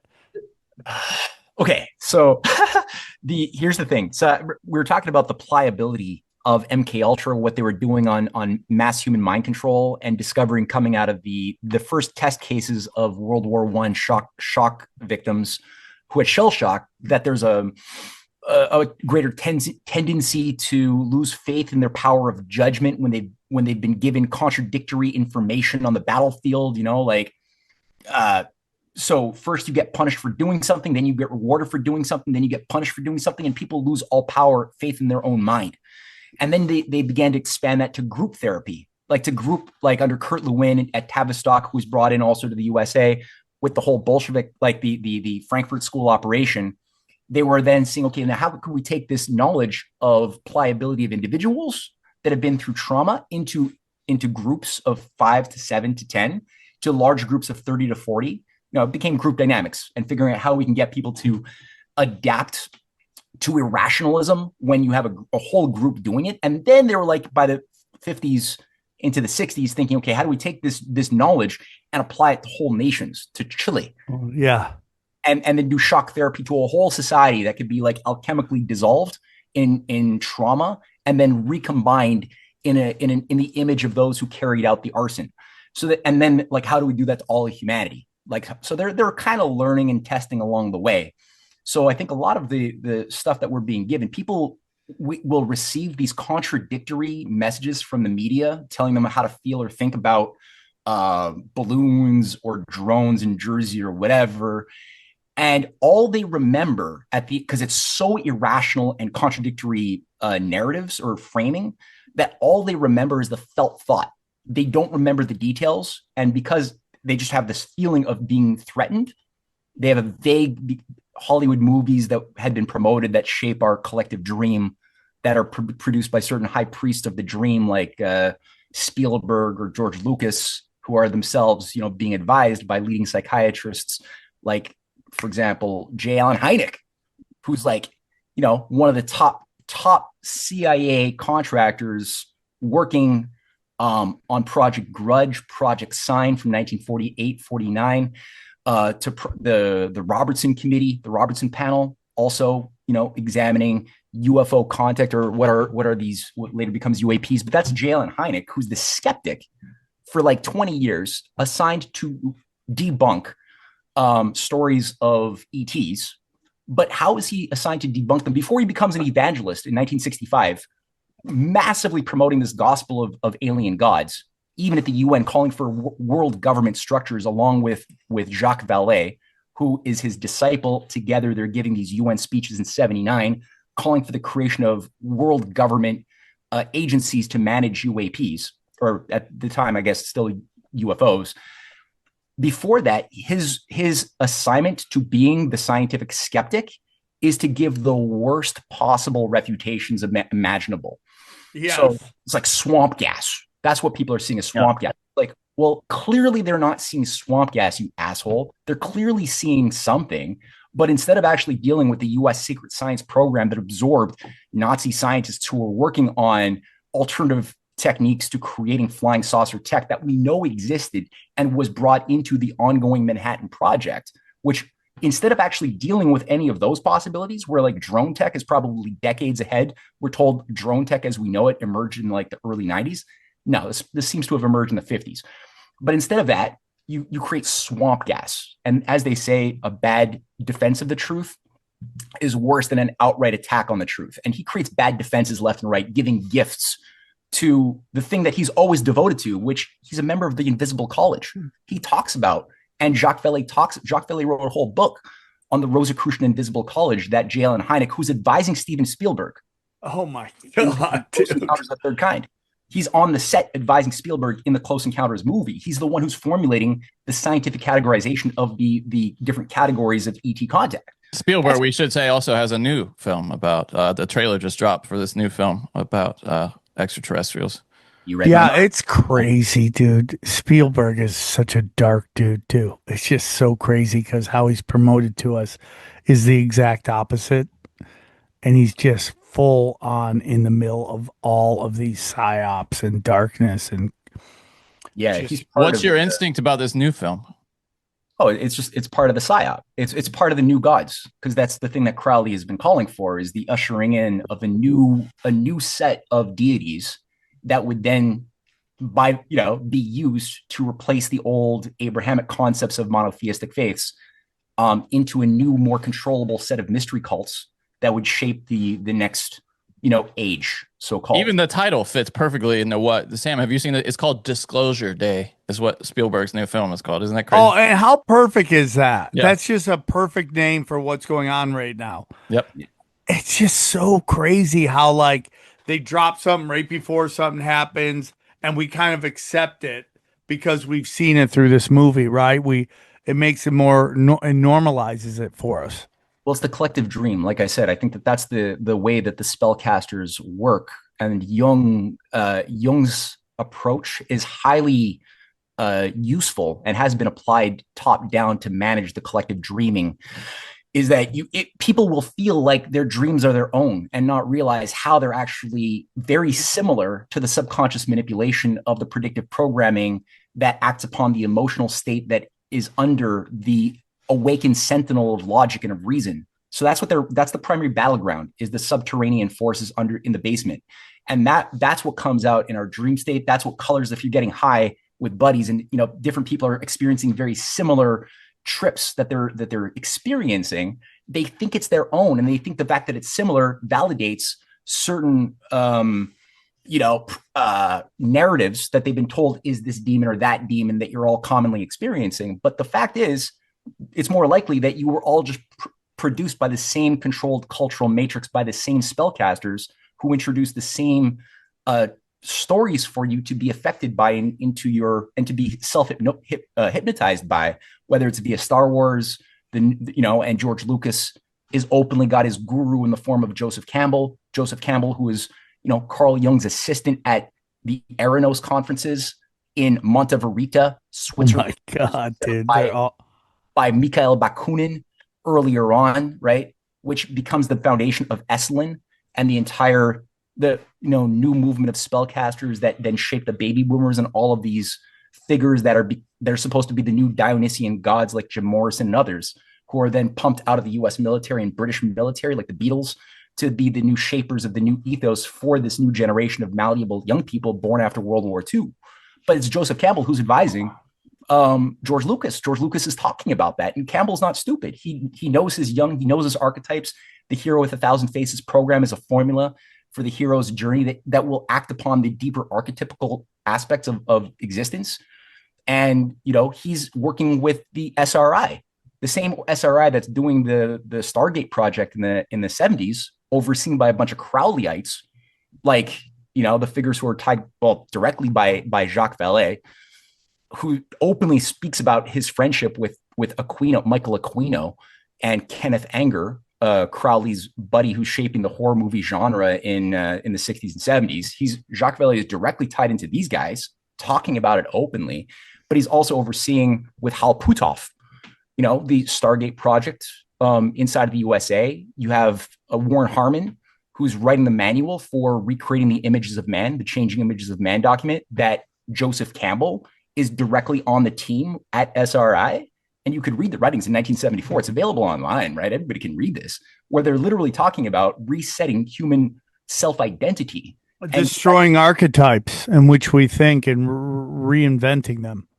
Yeah, exactly. And so these are people who are directly shaping how many people's psyches have been affected in varying degrees by, Star Wars and the entire space opera mythos affiliated with Star Wars. It's huge. And same thing for the ET flicks and everything Spielberg touches. So these are highly vetted. Asimov, if you look at what's this guy doing as a personality in life, is he just like a pure science fiction writer who just loves science fiction? Well, maybe he seems to love science fiction, but is he just a writer? No, he's directly a part of this massive spellcaster movement that is affiliated with channelers, theosophical connected operatives who are providing all sorts of messaging from forces of the beyond, the Great White Lodge and whatever. So is Gene Roddenberry, who's getting channeled messages from the so-called Nine, supposedly living in the the belts of Jupiter. So this is what's directly influencing the seemingly innocent stories of Star Trek and other things like that I enjoy. I enjoy the stories. Don't get me wrong. But at the same time, I'm going to be aware of what they are. It's programming. It's programming. It's very interesting. A long time ago, even I think before these two guys were on, we had a guy named Jan Irving on, and it was a weird episode. Probably my fault. He had said some stuff that I didn't agree with, but maybe I think a little different now. But one thing that he brought up that I found very interesting was that he said that when people do mushrooms, they're not really tripping balls, but they've been programmed so much into what they're supposed to see that's what they see. That's how they act. Because they're like, oh, you're going to be on shrooms, you're going to be like connecting with the universe and all that stuff. And he said that was from programming. Now, I've done shrooms way back in the day. I'm sober 5 years. But back in the day, I had a moment on shrooms that changed my life. But based on what you're saying, I'm thinking that maybe he is onto something. I'm sympathetic to that, as you can see. Well, because it goes back to what you're saying about when everyone's smoking weed, they're all in the same state. they have the same thought. They think that must mean it's true. Yeah, I mean, if you look at it, a lot of it's hard because you're dealing with something that's very close to people's hearts. And I did a lot of shrooms in my day too. But that being said, if you look at a lot of this stuff straight up, like straight objective analysis of where these things come from, if you look at Albert Hoffman, who generated through Sandoz Labs the whole like LSD 25 revolution that was then infused by Ken Kesey and the traveling, what are their names, and all of these different figures who are tied to MK Ultra. They're tied to Carl Jung and Alan Dulles, but they're generating modern. They're developing this in the U.S. military departments overseen by the same Tavistokian psychiatrists that are obsessed with reviving mystery cults in the 20s and 30s. They're all initiates. They're not doing real science. They're approaching it from the standpoint of religious engineering and using these different perverse sciences as a way of advancing their religious engineering. But this is where DMT comes out of the CIA investment programs. Most of the psychedelics that we just see everywhere in our world, it's where they come out of. And you could say, oh, it maybe so. Did it get out of hand? Was it just something and the genie came out of the bottle and now the CIA and these Tavistokian engineers, they just lost control? Or maybe it's a little bit more controlled than we'd like to admit even today, as far as creating certain effects in the zeitgeist. Maybe. But we got to chew on it. It can't be too binary where people just outright reject the possibility that it's more successful than we're being led to believe. Yeah. I find it also interesting. So would you say I've always thought the notion of that there's aliens was an attempt to kill the idea of God. But am I wrong in saying that you think it's more about introducing new gods and replacing our old paradigms of how we see our God? Yeah, I would say so. Wow. And it's just like the guys that they're pushing forward just don't seem credible to me. Yeah, David Grush. Who's the guy with the glasses that's bald that was just on one of the Kardashians podcasts? What was his name? He's like the Greer. Is that? Stephen Greer. Yeah. Who's himself tied to Mossad going back to the 70s and with the Baha'i operation in Israel, which really? 9. Yeah, I forget who. I saw a crazy interesting podcast that just dropped all these crazy facts featuring direct what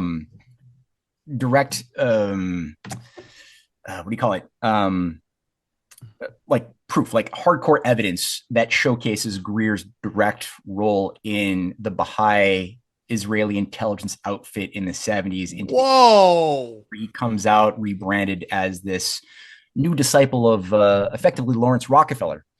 So if you look at a lot of the disclosure operation, the disclosure movement, as the coloring has taken the effect since 1992, it's directly shaped entirely by what Lawrence Rockefeller had done, including, you could see the image when the disclosure movement that was brought into the Clinton White House in 1993.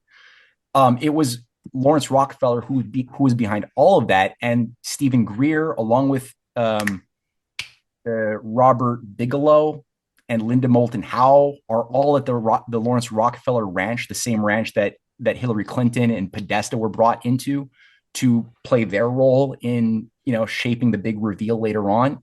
And they're all like part of that same apparatus. And Bigelow is the one who's behind the National Institute for Discovery Science, fake science program completely. We go through it in our documentary series, which brings in Jacques Vallée, all of the members of the aviary who were in charge of, like deconstructing Paul Benowitz back in the day. There's a whole story of this poor dude who's like profiled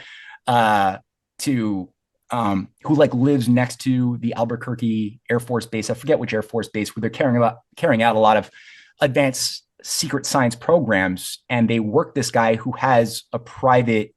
You guys heard about Paul Benowitz? No. Okay, there's a movie and a book called Mirage Men. Fantastic book and movie. Mirage Men. Yeah, you got it. I'd say start with the documentary and then look at the book and then try to interview the guy who wrote it. Whose name is escaping me, but I used a lot of his work in episode 4 of our Hidden Hand Behind UFO film series. It's How do you spell Mirage? Mirage, Men. Oh yeah, there it is. Yeah, it's free. You can watch it for free online. I advise everybody watching this show just take the time this week to check out that film. It's so useful. But you'll find that there's some of the key players in that are affiliated with what becomes the Robert Bigelow complex, which is also there behind the Academy of the Stars operation by what's his name from Blink 182. Oh yeah. I know who you're talking about. What is that guy's name? Tom DeLonge. DeLonge. Yep. So he's overseen by Hal Puthoff and a bunch of spooks from the military-industrial CIA complex. That's directly on their website, and that's where David Grush and company were all organized around this very small network that we're always trying to unify, basically horror movies with ET culture, and just they incubated them separately, and the idea was always to bring them in to be two sides of the same thing. Ever since Jacques Vallée wrote his Passenger to Magonia book back in '69, overseen by Hynek, which basically introduced the interdimensional alien hypothesis. That's the first time it emerged. You say that, but you mean because there's a Jason movie where he's in space, and it was just weird how they're just running out of ideas. Yeah, they just start combining them with alien versus like horror at the same time. Where now you got both of them in the same genre. Was that one of the original Jason movies, or was that a newer Halloween? Oh, not like original, not like the first 3, but there's one where Jason literally goes in space. There's the astronaut. Somehow he's in the spaceship and he starts killing everybody in space. Yeah. They were just running out of ideas. Yeah. Well, And again, that's kind of to scare you about space. Eddie Bravo says it all the time. They try to scare you about going into the forest. They try to scare you about going into the oceans because there's stuff in there that they don't want you to see. Yeah, know your limits, slave, right? Like that's the ethos of the feudal serf of the medieval times. They want to bring back where you're just as scared, you're afraid to go into the ocean because look at the maps and the pictures of the monsters and the stories you're being told by the survivors of the dragon from the sea that is telling you stories that they're repeating to keep you in a very small, unimaginative place. In your 15-minute city, little 15-minute city, yeah, exactly. Don't leave. So I want to end on this because this has been, dude, you cry. I can't believe you haven't been on earlier. This is an absolute banger of an episode. How do you live your life? How do you interact with normies? Because you know so much. I mean, I know a lot, but you know a lot. Like, how do you interact with people? How do you walk amongst the normies? Oh, dude, that's not an easy answer at all, man. We could have a whole conversation about that. I mean, it's obviously, I think philosophically, I try to look for what I said about the babies. I try to hold that to everybody. I try to look for the like little flame of goodness at varying amplitudes that must be there inside of everybody philosophically. So I'm not trying to necessarily, you can't spill this stuff on people who are not ready for it. Their metaphysical infrastructure can't handle certain. Yeah, 100%. Right. So they must just disconnect. You must just see them just disconnect when you start bringing up any of this stuff. The eyeballs just. Yeah. I see it all the time.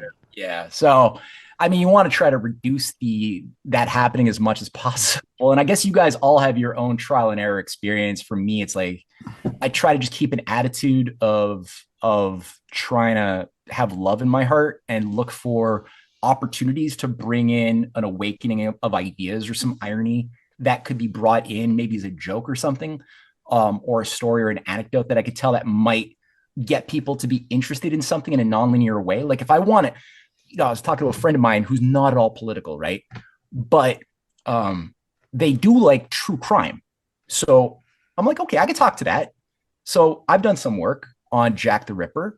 And I know I've that's actually a big part of one of my books was just some of the research I was doing on like what's really up with and what's behind the Jack the Ripper murders. So I was able to talk a little bit about something that they were passionate about with the Jack the Ripper, but then I was also then able to introduce, because they have that passion, that's something, they don't care about politics. They don't care about greater Israel, conversations, but you can't understand the Jack the Ripper murders if you don't understand the greater Israel agenda and the rebuilding of Solomon Temple cult, which like there's a reason why Sir Charles Warren, right, is in charge of the Metropolitan Police overseeing the Jack the Ripper murders, who's the same guy who's overseeing with King Edward the Seventh. What? Are you telling me there's a connection between Jack the Ripper and the Greater Israel Project? What he said. Oh yeah, it's the same thing. What? Yeah, dude. Yeah. Oh my God, dude. We gotta get you back. I can't just end on that because it's so crazy. That's so can you give me a 2-minute version that I can just think about till you come back on? What a year to end. What episode to end 2025? What? That's the most 2025 story I've heard. Jack, there's a connection between Jack the Ripper and the Greater Israel Project. And the ISIS Urania Lodge in London in 1887. Yeah. Oh my God, what is it? Just give us a little taste. Sir Arthur Conan Doyle's creation of Sherlock Holmes. Sherlock Holmes is involved in too, the character? Well, Conan Doyle is, which is tied to why he generated Sherlock Holmes the way he did as an archetypical character. But he's also a member of the Hermetic Order of the Golden Dawn, as is Crowley. So okay, in 2 minutes, what's the most provocative way I could say this? I could say that, okay, number one, I'll say it this way. People got to read my book, Revenge of the Mystery Cults, Volume 3. I just bought Volume 1. I got to get Volume 3 to get this. Okay, yeah, Volume 1. Oh, my camera just up. So Volume 1 that you just bought is Mystery Babylon and the Age of Aquarius. Volume 2 is Rosicrucian Golem, going through Tesla, the occult Tesla operation, Darwin, Isaac Newton, as different Rosicrucian golems that are part of the same psyop. Then part 3 is the Edgar Allan Poe's Final Mystery and Other Tales of Ratiocination, which goes through the ritual murder of Mary Rogers that Poe was investigating and trying to expose, which had a lot to do with the occult Rosicrucian takeover of U.S. Masonry that was going on in the 1830s, 40s that Poe was fighting against, which is why they killed him. There's one of his, even after he dies, there's somebody who's doing character assassination on Poe, and especially the character of Inspector Dupin that Poe had created. Poe created the whole genre of detective mysteries through his Inspector Dupin and these mysteries of ratiocination that he calls them. One person who does the character assassination in a very duplicitous, disgusting way is this Hermetic Order of the Golden Dawn figure named Sir Arthur Conan Doyle. Yeah. And I go through that in that story. And if you look at the positions of the bodies of the 5 core women who suffered ritual sacrifice at the time and where they were located in Whitechapel, you will find a direct connection to the Vesica Pisces. You will find a direct connection to the architecture, the supposed architecture of Solomon's Temple.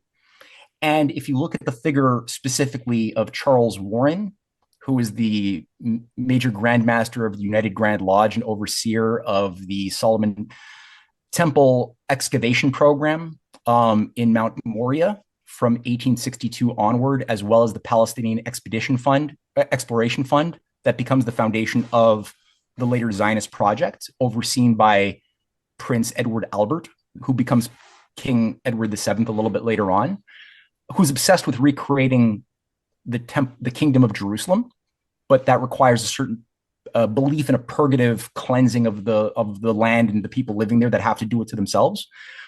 And if you look at the people like the Quatuor Coronati Lodge, which emerges out of the Charles Warren program, that's the sort of the Freemasonic Research Lodge that creates the entire like biblical archaeology movement. It's the Quatuor Coronati, including the Gnostic revival that sprung out of the Nag Hammadi so-called discovery after World War II, and things like Da Vinci Code and Holy Blood, Holy Grail. That's all a project of the Quatuor Coronati Lodge. That was overseen by a guy named Sir Walter Besant, who's the brother-in-law and handler of Annie Besant, who was assigned to take control of the Theosophical Lodge after Blavatsky, as well as another guy named Robert Anderson, Sir Robert Anderson, a leader within the Plymouth Brethren, who's overseen as the Scotland Yard, the head of Scotland Yard, working with Charles Warren in Whitechapel in 1888, protecting and overseeing this ritual murder that is directly tied to the inner sanctum of Blavatsky and the Hermetic Order and the Isis Urania Lodge as part of fulfilling a program of ritual sacrifice of sacred prostitutes, which has to, in their weird grimoires that they're using, is tied to the justification of the recreation of an idea of a new world religion centered around human sacrifice, mass human sacrifice that they want to normalize, which is how they perceive. That's their perverse idea of what they think of around Solomon's temple as a domain of ancient human sacrifice. And if you look at the Dome of the Rock, which is under, that's the sort of mosque that's there today, overseeing underneath which you find a rock. That's the rock, the mythical rock around which supposedly Abraham was commanded to sacrifice his child, and which, in the Bible, he was stopped. In their secret texts that they take very seriously, like the Testament of Solomon that was produced in like the 13th century. It's not even a real ancient text, but they take this stuff seriously. The idea of Solomon is not the man who struggles with goodness and his inner weaknesses as the moral figure in the public Old Testament. From them, it's a figure who was a demonologist wielding hordes of demons who built his temple and around which he worshipped to Moloch and Baal and these things. That's what they want to bring back. And Sir Charles Warren talks extensively about his belief of the ancient canals underneath that rock, of which there's two chambers, and then pipes that go from the chambers outward into the land adjacent in today's Palestine, is a domain where the blood and refuse was sent out into the land to reinforce this identity of blood and soil as an organizing principle for society, and around which the high priesthood would be managed. So that's, I think, part of what's in play even today. So what do you believe, that Jack the Ripper was a guy, or was it a secret society group? It was a group, and one of the key figures was a witch, a male witch named Sir Robert Donston Stevenson, who was a close friend of Charles Warren. And you could prove that he was the key figure carrying out a lot of the kills, but it couldn't have been just him. It would have had to have been at least a group of 5 to 7, maybe more, overseen by him. But again, we could have a whole show on this. Yeah, we're going to do it, dude. My God, bro. You came in bazookas. Yeah. Absolute banger of an episode. Couldn't think of a better episode to end on. We got cliffhanger. We'll come back and discuss that whole thing. But Matt, absolutely great to have you on. Can't believe it's taken this long. You have an open door to come back anytime you want. One more time, tell them where they can find you. Hey, thank you so much, man. Well, they can go to CanadianPatriot.org, Substack, MatthewEhret.substack.com. The third one is RisingTideFoundation.net.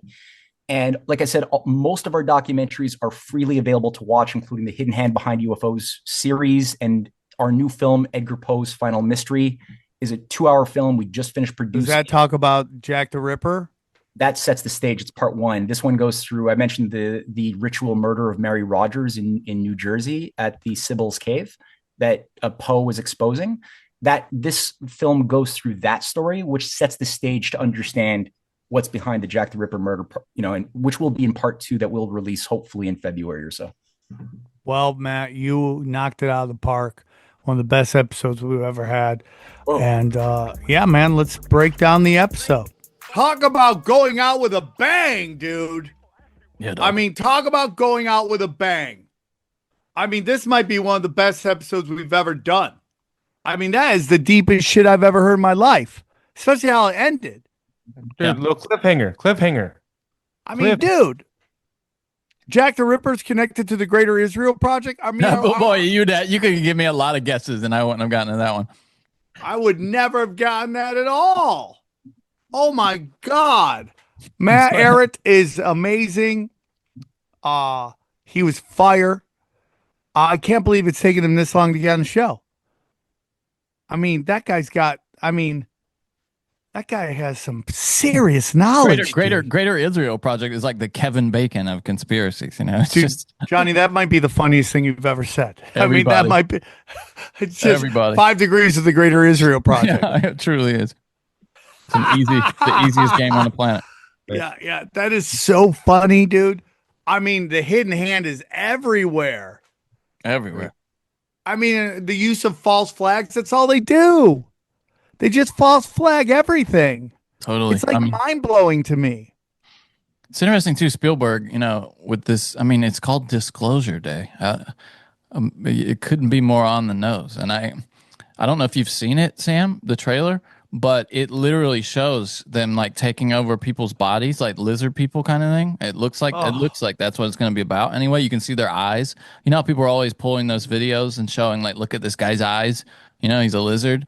It shows that in the trailer, like a close up of somebody's eyes, and you can see them like changing from whatever the creature is to. And what's weird to me is we were just talking about it, and I went on YouTube just to watch some stuff, and it showed me the trailer, and I thought it was coming out in a couple months. It's not out till like June 26, which is like middle of next year. Yeah, which is they're promoting it for now. A movie being promoted that early is very weird. Yeah, I agree. It's very weird. If you go to samtripoli.com, you can get everything you need. You can get tickets to my live shows. I have 2 more live. After this, I have 2. I have a bunch of dates I haven't put on the website, but the end of 2025, early in January, New Year's Eve, I'll be in Morris playing at the Dojo Comedy with Robbie the Fire Bernstein, Shane Cashman, Howie Dewey from Cash Daddies, and then Word War Debate WWI will be the first show in Atlantic City at the ACX1 Studios next to Caesar's Palace. So I'm very excited about that. Very excited about that. All my videos are there. I'm telling you, it's the best place to get Sam Tripoli videos. My premium content, I'm telling you, I'll put up against anybody, anytime, all the time. Right? I mean, it's just pure fire. Kurt Metzger, Austin Picard, Brad Binkley, Chad Zumach, if you love Chad Zumach. Who doesn't love Chad Zumach? I do deep conspiracy rewinds on all the biggest videos on the internet. We break them down together. It's a live stream. Sometimes I do them late night. Johnny, talk about Cash Daddies. I need to hear about it now. Cash Daddies is a place where you can go if you'd like to secure your financial future. Howie Dewey is an expert in all things finance, investing, stocks, retirement. He can give you some sound advice on those things, as well as if you go there, you get hooked up with a great community of people who all share ideas with each other and all with the same goal, which is taking care of their futures and their families. Yep. It's an amazing place. People making money there. You're investing, so there's always risk. But we've been beating the S&P every year, I think, since we started Patreon. You can see the Chaos Twins. That shit is amazing. It's on fire. It's if you're looking for family-friendly entertainment for your kids to help them learn to read and learn about the world around them, check out the Chaos Twins. I'm so blessed. If you go back to samtripoli.com, go down, t-shirts. T-shirts, we already went through. T-shirts are great. You got all the classics, plus the brand new shirts coming out. Tinfoil Hat, the most trusted name in news. That shirt should be out soon. Very excited. PSYOP season, no days off. All that is great, dude. Anything? What else we got? Oh, I want to give it up for. I want to say something. There's a couple sponsors who've been sponsoring the show for a very long time, and that is Wise Wolf Gold and Silver and Copy My Crypto. If you want support them, just go to Sam Tripoli. Just go to copymycrypto.com/Sam Tripoli or samtripoli.gold for Wise Wolf Gold and Silver. Support them. Make sure they understand that that they're appreciated for sponsoring the show. They help us pay our bills. We're very thankful. And then finally, Chemical Free Body. I get my supplements from them. And I just want to thank Tim James for a year of helping me feel better. So go check all those things out. XG, you got anything? Hit that like button, subscribe. Go to my YouTube channel, XG Marks the Spot. We've been doing really good over there. So go hit that like button, subscribe. And then Johnny? Broken Simulation. We're wrapping up the year. We'll have a new episode out for you guys. I have no idea what's in it yet, but it's great. Believe me. I love it. And, again, if you can check out the YouTube, youtube.com/tinfoilhatofficial, help us beat the lizard tech people and support the show. Yeah, if you want to help Broken Sim beat the lizard tech people, you can review it on whatever podcasting app you're in, and then if you send a screenshot on Twitter to @BrokenSim, we'll follow you back, and you can DM us whatever. So whatever you want. Finally, it's the last show of the year. I said some kind of 2 episodes ago, but I'll say it again. I can't thank you guys for a show that just celebrated 9 years. To be a top 100 show is absolutely insanity, especially with what we talk about. So thank you. And when you come up to me and say you love the show or to change your life or you start a podcast because you love the show, that means the world to me. And it's better than anything. I don't always sell a lot of tickets on the road, but the people that come, I feel the love. I give you love. And I'm just so appreciative of you. Johnny, do you have anything to say? No, it was a great year, everybody. I'm looking forward to next year. Appreciate you all, especially those of you who, keep things positive in the comments, which so many of you do. I especially appreciate that. People who are, because the discussion's always just super interesting. If you get in the comments, the discussions people have, and I've been, I'm really appreciative of that. The community around the show. Yeah, XG. Great year. I'm excited for episode 1000. I really can't wait for that because I know all you guys are going to show up because episode 500 was amazing. So I can't imagine what 1000 is going to bring. Thank you, Sam. And I honestly appreciate all the DMs you guys send me, all the videos, even though sometimes it's the same video over from the same people. I appreciate it because I get to learn new things before anybody else. Literally, like before I watch so many cool videos. So I appreciate you guys. There's no more loving fan base than the Swarm. Yeah. And without you guys, I don't know where I'd be. And I appreciate you for giving me a career, giving me a life. And let's crush these next 48. Let's do a big ass 1000 show. Are we even gonna? Yeah, we'll do it in 2026. So let's have a great year together. Let's all grow and learn. And guys, remember, you're just trying to learn the game plan. You can't let them blackpill you. Once you get blackpilled, you've lost. So it's not about righting wrongs or fixing the system. It's about protecting yourself and your family by buying gold, silver, land, guns, getting closer to God. I think that's a big part of this journey for me with this show is coming to Jesus and understand that I'm not perfect. I am a flawed man. I do not walk on water, but I'm trying my hardest.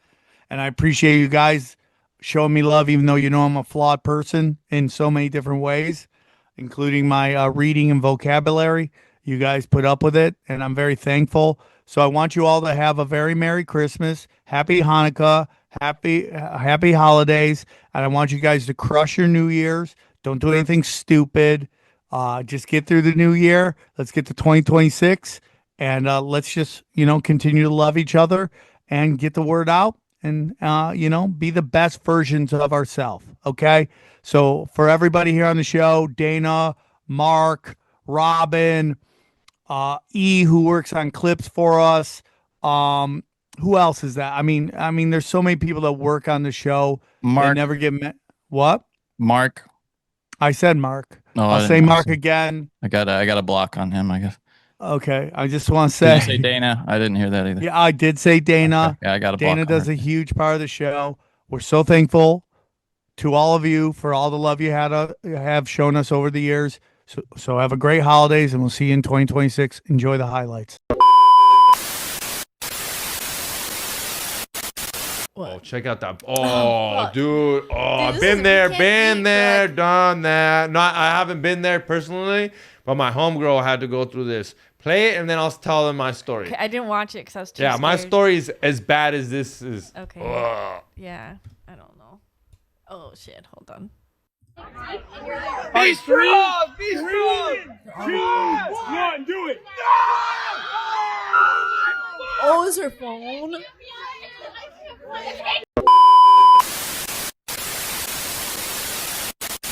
Welcome back to number one podcast in the world. This your boy XG Marks the Spot. And like always, I got my number one producer slash graphic designer, Chili Millie. Oh my God! What's up? That makes Happy almost New Year's, guys. I'm wearing goggles because by the time you're listening to this, I should be in Big Bear doing the night riding. So if you're up there, hit me up. I will have some blood on me. I mean, what did I say? Blood? Blood? I meant bud. Oh. I have some bud on me. I sound like a vampire and shit. I'm going to have some blood. Whoa. Be out there in the fucking mountains with the big moon. What's up, guys? Yeah, I'll be out there snowboarding, so hit me up. Merry Christmas. I just want to thank everybody. I want to thank all 3,100 for subscribing to this podcast. It was a good 2025. But by the end of next year, I want to have 10,000 subscribers. I want a heavy packed set of you guys ready, subscribing, commenting. I want to thank everybody who's been nice to Chili. Oh, yeah. Thank you. Yeah. And everyone who's been mean to me or Chili. I see you guys. I comment all the time, so I see you guys. Be nice. Be nice. It was a great year. We brought you guys a lot of laughs, a bunch of crazy videos. We got some new stuff, maybe some new vlogs, maybe 2 a month.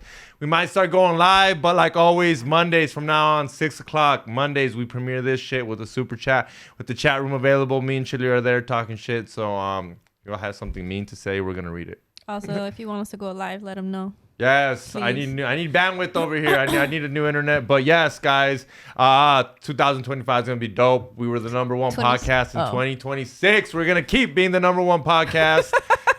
I'm like, wait, are you getting your ears mixed up? I'm confused, guys. Every year is the best year, guys. We're gonna get new sponsors. I heard Home Depot's talking about putting us up in the mix. Oakley's still pushing strong. It's gonna be a good year, guys. It's gonna be a good year. Yeah. Got any crazy ass videos? Anything to start off the New Year episode? For a crazy year, yeah, I went through. Let's see. I'm just gonna roll through it. We're gonna be doom scrolling, guys. A little bit of doom scrolling this week for you guys. Hey. Because of a mix-up that caused her to deliver a baby of a different race.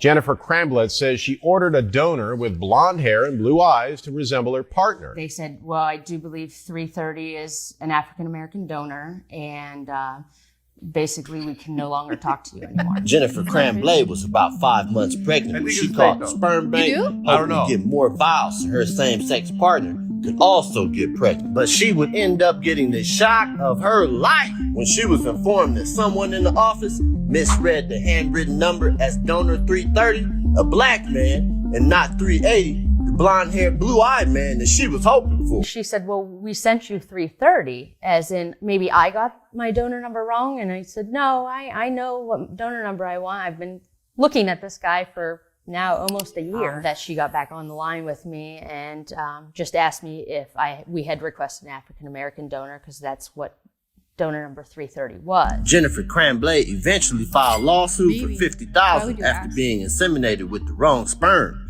But the court tossed her case out, saying that a wrongful birth doesn't apply when the child is healthy. That's crazy. What do you do? That's what I say. People always ask me, do you want a boy or a girl? I want a healthy kid. Yeah. I want it to be healthy. Who cares? You don't care what color it comes out? Right.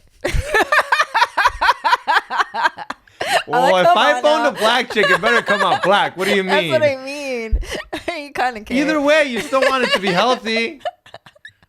That's funny. I was going to bite you in the ass. That's hilarious, dude. That's so funny. Because everyone expects me to say boy. And I really don't care. You don't? I don't care. I've always said it 1,000 times. I've seen the way my dad loves my sister. Yeah. It's just different. He loves me. But the way he just the way he used to wash her car. Daddy's girl. Yeah. I'd be there. I'd get home. My dad's washing his car. Then he's washing her car. I'm like, what about my car? I like that. My brother washes my car. I think that's sweet. But it's just differently. But if you're expecting that, you know what I mean? But why would they even say anything like, hey? What do you mean? Like, they're like, hey, are you sure you want a black baby? Do you know what I mean? Like, they asked her. We already went over this. Are you sure? Yes, we went over this. Remember, short kings aren't allowed to be sperm donors. Yeah. Went over this, dude. There's requirements. You can be black. I'm pretty. It'd be racist that there wasn't a black sperm donor, but the thing, I'm pretty sure a lot of people don't want black sperm donors. Like, Yeah. I'm sure the number and that's not racist. What? I'm telling you, most white women that have the money to be, what is it? Like they have a choice. Yeah. What is it? What is it? What's that? It's inseminated. Whatever. People that have that money for that, it's white people usually. I'm not saying. So. Dude, I had one and I'm like, I can't. What are you looking for? I was wondering when you were over there on the phone. I was know. like, damn, is she going? I was about to say, are you going through a breakup? Because that's how I'm on my phone when I'm like, when you know. I think I sent myself I sent myself one and then I think I sent it to somebody else, which is not good. But oh well, I'll find it later. I have another one. Oh wait, maybe it's this and it's just a bunch of white girls on it. It is. I was looking for this. I guess that's that's what you're looking for, racist shit. Singers. Okay. Figures. Diggers. Small I'm not man, trying that. big man. Oh, bigger. Bigger? Hey! Ooh, wow. Okay. All right, riggers. Riggers! Nice. Okay. Knives. Weapons. Dagger. Dagger. Daggers. Okay. Oh. Wow. Just the reaction. Okay. I know this is. Numbers. Bro. That's funny. That's pretty racist. Yeah. Pretty I racist. just thought, why was it a picture, but then it's him? Yeah, why is it picture? See, Yeah. See, the other day, dude. The other That shit day, threw me I'm off. not gonna lie. Jen sent me a picture of some stupid ass fucking meme, but the meme was a picture of a hot chick. And then when you open it, then it says like, Something oh, else, your and in my boyfriend head, I was sucks. like, "Am I getting a threesome?" I was like, "Am I getting a threesome? Yeah. What? That She's shit's sending me a so hot funny. chick?" I was so excited to see the picture of the hot chick, and it was a random ass meme, and I even told her, I was so excited. She's like, "What do you Did she mean?" know I was that? like, "I thought you were sending me another hot chick where you were That's like, I find her hot. What do you think?" Yeah. Oh no, it was another. Did she fucking- know? She didn't know what the picture was? Huh? She didn't know that. That's She didn't know that. so- She 'cause didn't they know just that. went on a scroll. Yeah, she was just sending me the fucking reel. That's so much funny. And retarded. She also sent you a hot chick I almost on got set up without. I almost got set up without even being set up, dog. I almost was like, "What's up, babe?" That's so funny. That's hilarious. You sent me this one, but I don't know what it is. It looks scary. I saw this video of Waffle House employees just beating the shit out of a guy. And I love the workplace camaraderie here. Everyone's got each other's backs. This lady's got a chair. This guy's getting punches in from the back. Even this little guy getting a couple jabs in. Just everyone's doing their part. This is really just peak teamwork here. Tech companies have been trying to achieve this level of camaraderie for decades, and they never have been able to do it. Every company says, we got great office culture, everyone works together, but your product manager is never going to swing a chair at someone for you. Like, if I can't trust you to swing on someone while I'm holding them down, then how can I trust you with my Google Docs? Every company is trying to build office culture all wrong. They're doing shit like, oh.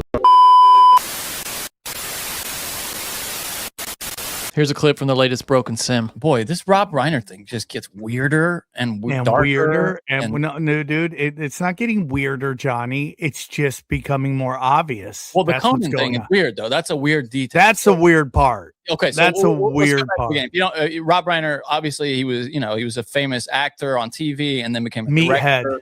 Yeah, he was Meathead, and then he became a famous director, a big time director, Hollywood Big director. time actor. director. Huge. Big time. For people of your Huge. generation, right? Like, he is And omnipresent. what do you mean by your generation, Johnny? Well, I mean, I was not. Are you Meathead. a bigot? Meathead was before my time, but like for you, like for your life, he's been there from the jump to now, right? Or, you know, 100%. 100%. And so we hear in LA a couple of days ago that the police are at his house. That's how it first breaks, that the police have been called to Rob Reiner's house. And then they don't announce who it is, but they give the ages. It's so crazy to me. People are dead. And We can't tell you who it is, but he was 67 and she was. Yeah, It's, we're waiting it's for really the next sad. kid to be notified. And then you hear, and we'll have to be careful how we talk about this. Watch your mouth, Then you Johnny. hear that Larry David is there and like some other celebrity are there, or, like first on the scene, basically, after the police. And I'm like, oh, that's weird. And then you hear that a family member is involved, and then people start speculating that it's his son because there's been a lot of weird energy with his son, going back to a film that he made with his son about him kicking his addiction, or supposedly kicking it, a couple of years ago. And you can go back, and if you want to do like hindsight is 2020, you can watch these interviews with him and his son, and he's just a weird kid, man. He's got a malignant sort of energy over him. If anybody's possessed, it's someone like that, I would say. Or who knows? Yeah, he has the energy of someone who's been traumatized. Yes. Yeah. And You know what I'm saying? so then today, Sam sends me a story, right?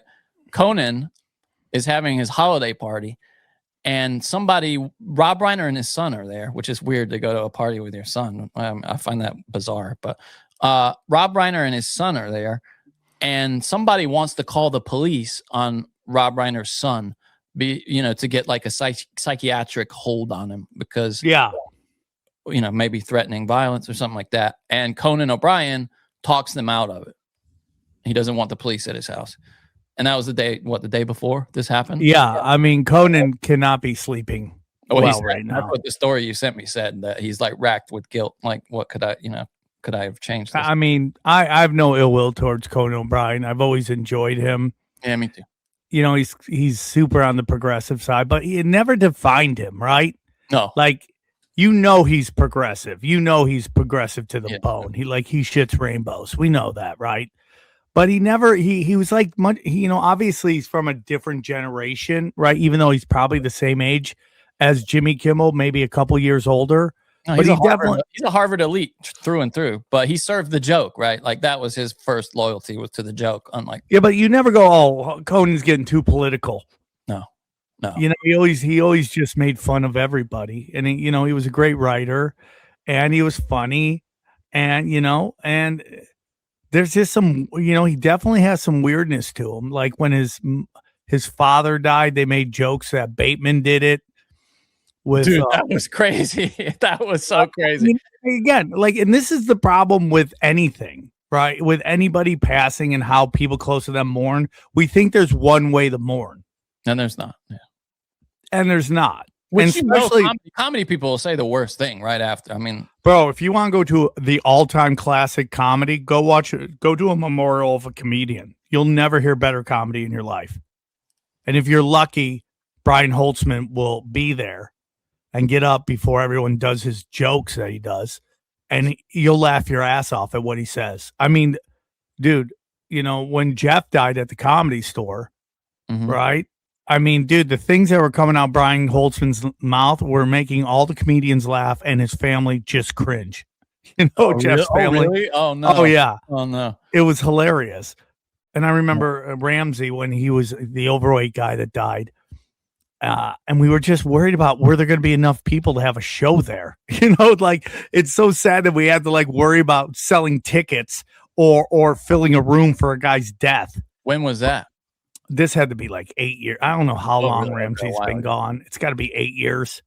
It's a long time ago. It's like when the first time I ever met Big J from Legion of Skanks. It was the first time I met him, dude. And, everyone was just saying the most insane shit there, and it was so hilarious. I talked about my biggest regret was not doing coke off of Ramsey's tits in front of his family. How did they take that? Everyone laughed. I don't know if they laughed, but if you're a family member and you have a family member that was a comic and you're going to go to his memorial, buckle up. Buckle up. Because weird shit's about to be said. And that's kind of how I that's why it's so much fun.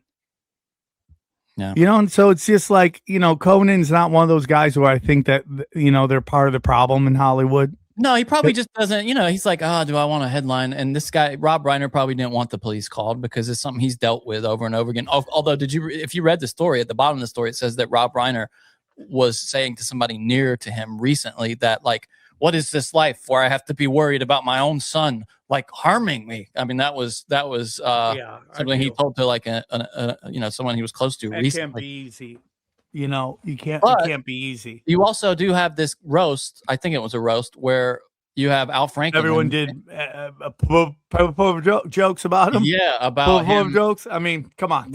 Letting people. If you'd like to hear the rest of this episode, subscribe to Broken Simulation in your podcasting app, or check us out at youtube.com/Sam Tripoli. We go deep, homeboy. Aaron, open your mind. Drink from the fountain of knowledge. There's lizard people everywhere. That's some interdimensional shit. Wake up, Aaron. This is only the beginning. Dude, you just blew my mind. Tinfoil hack.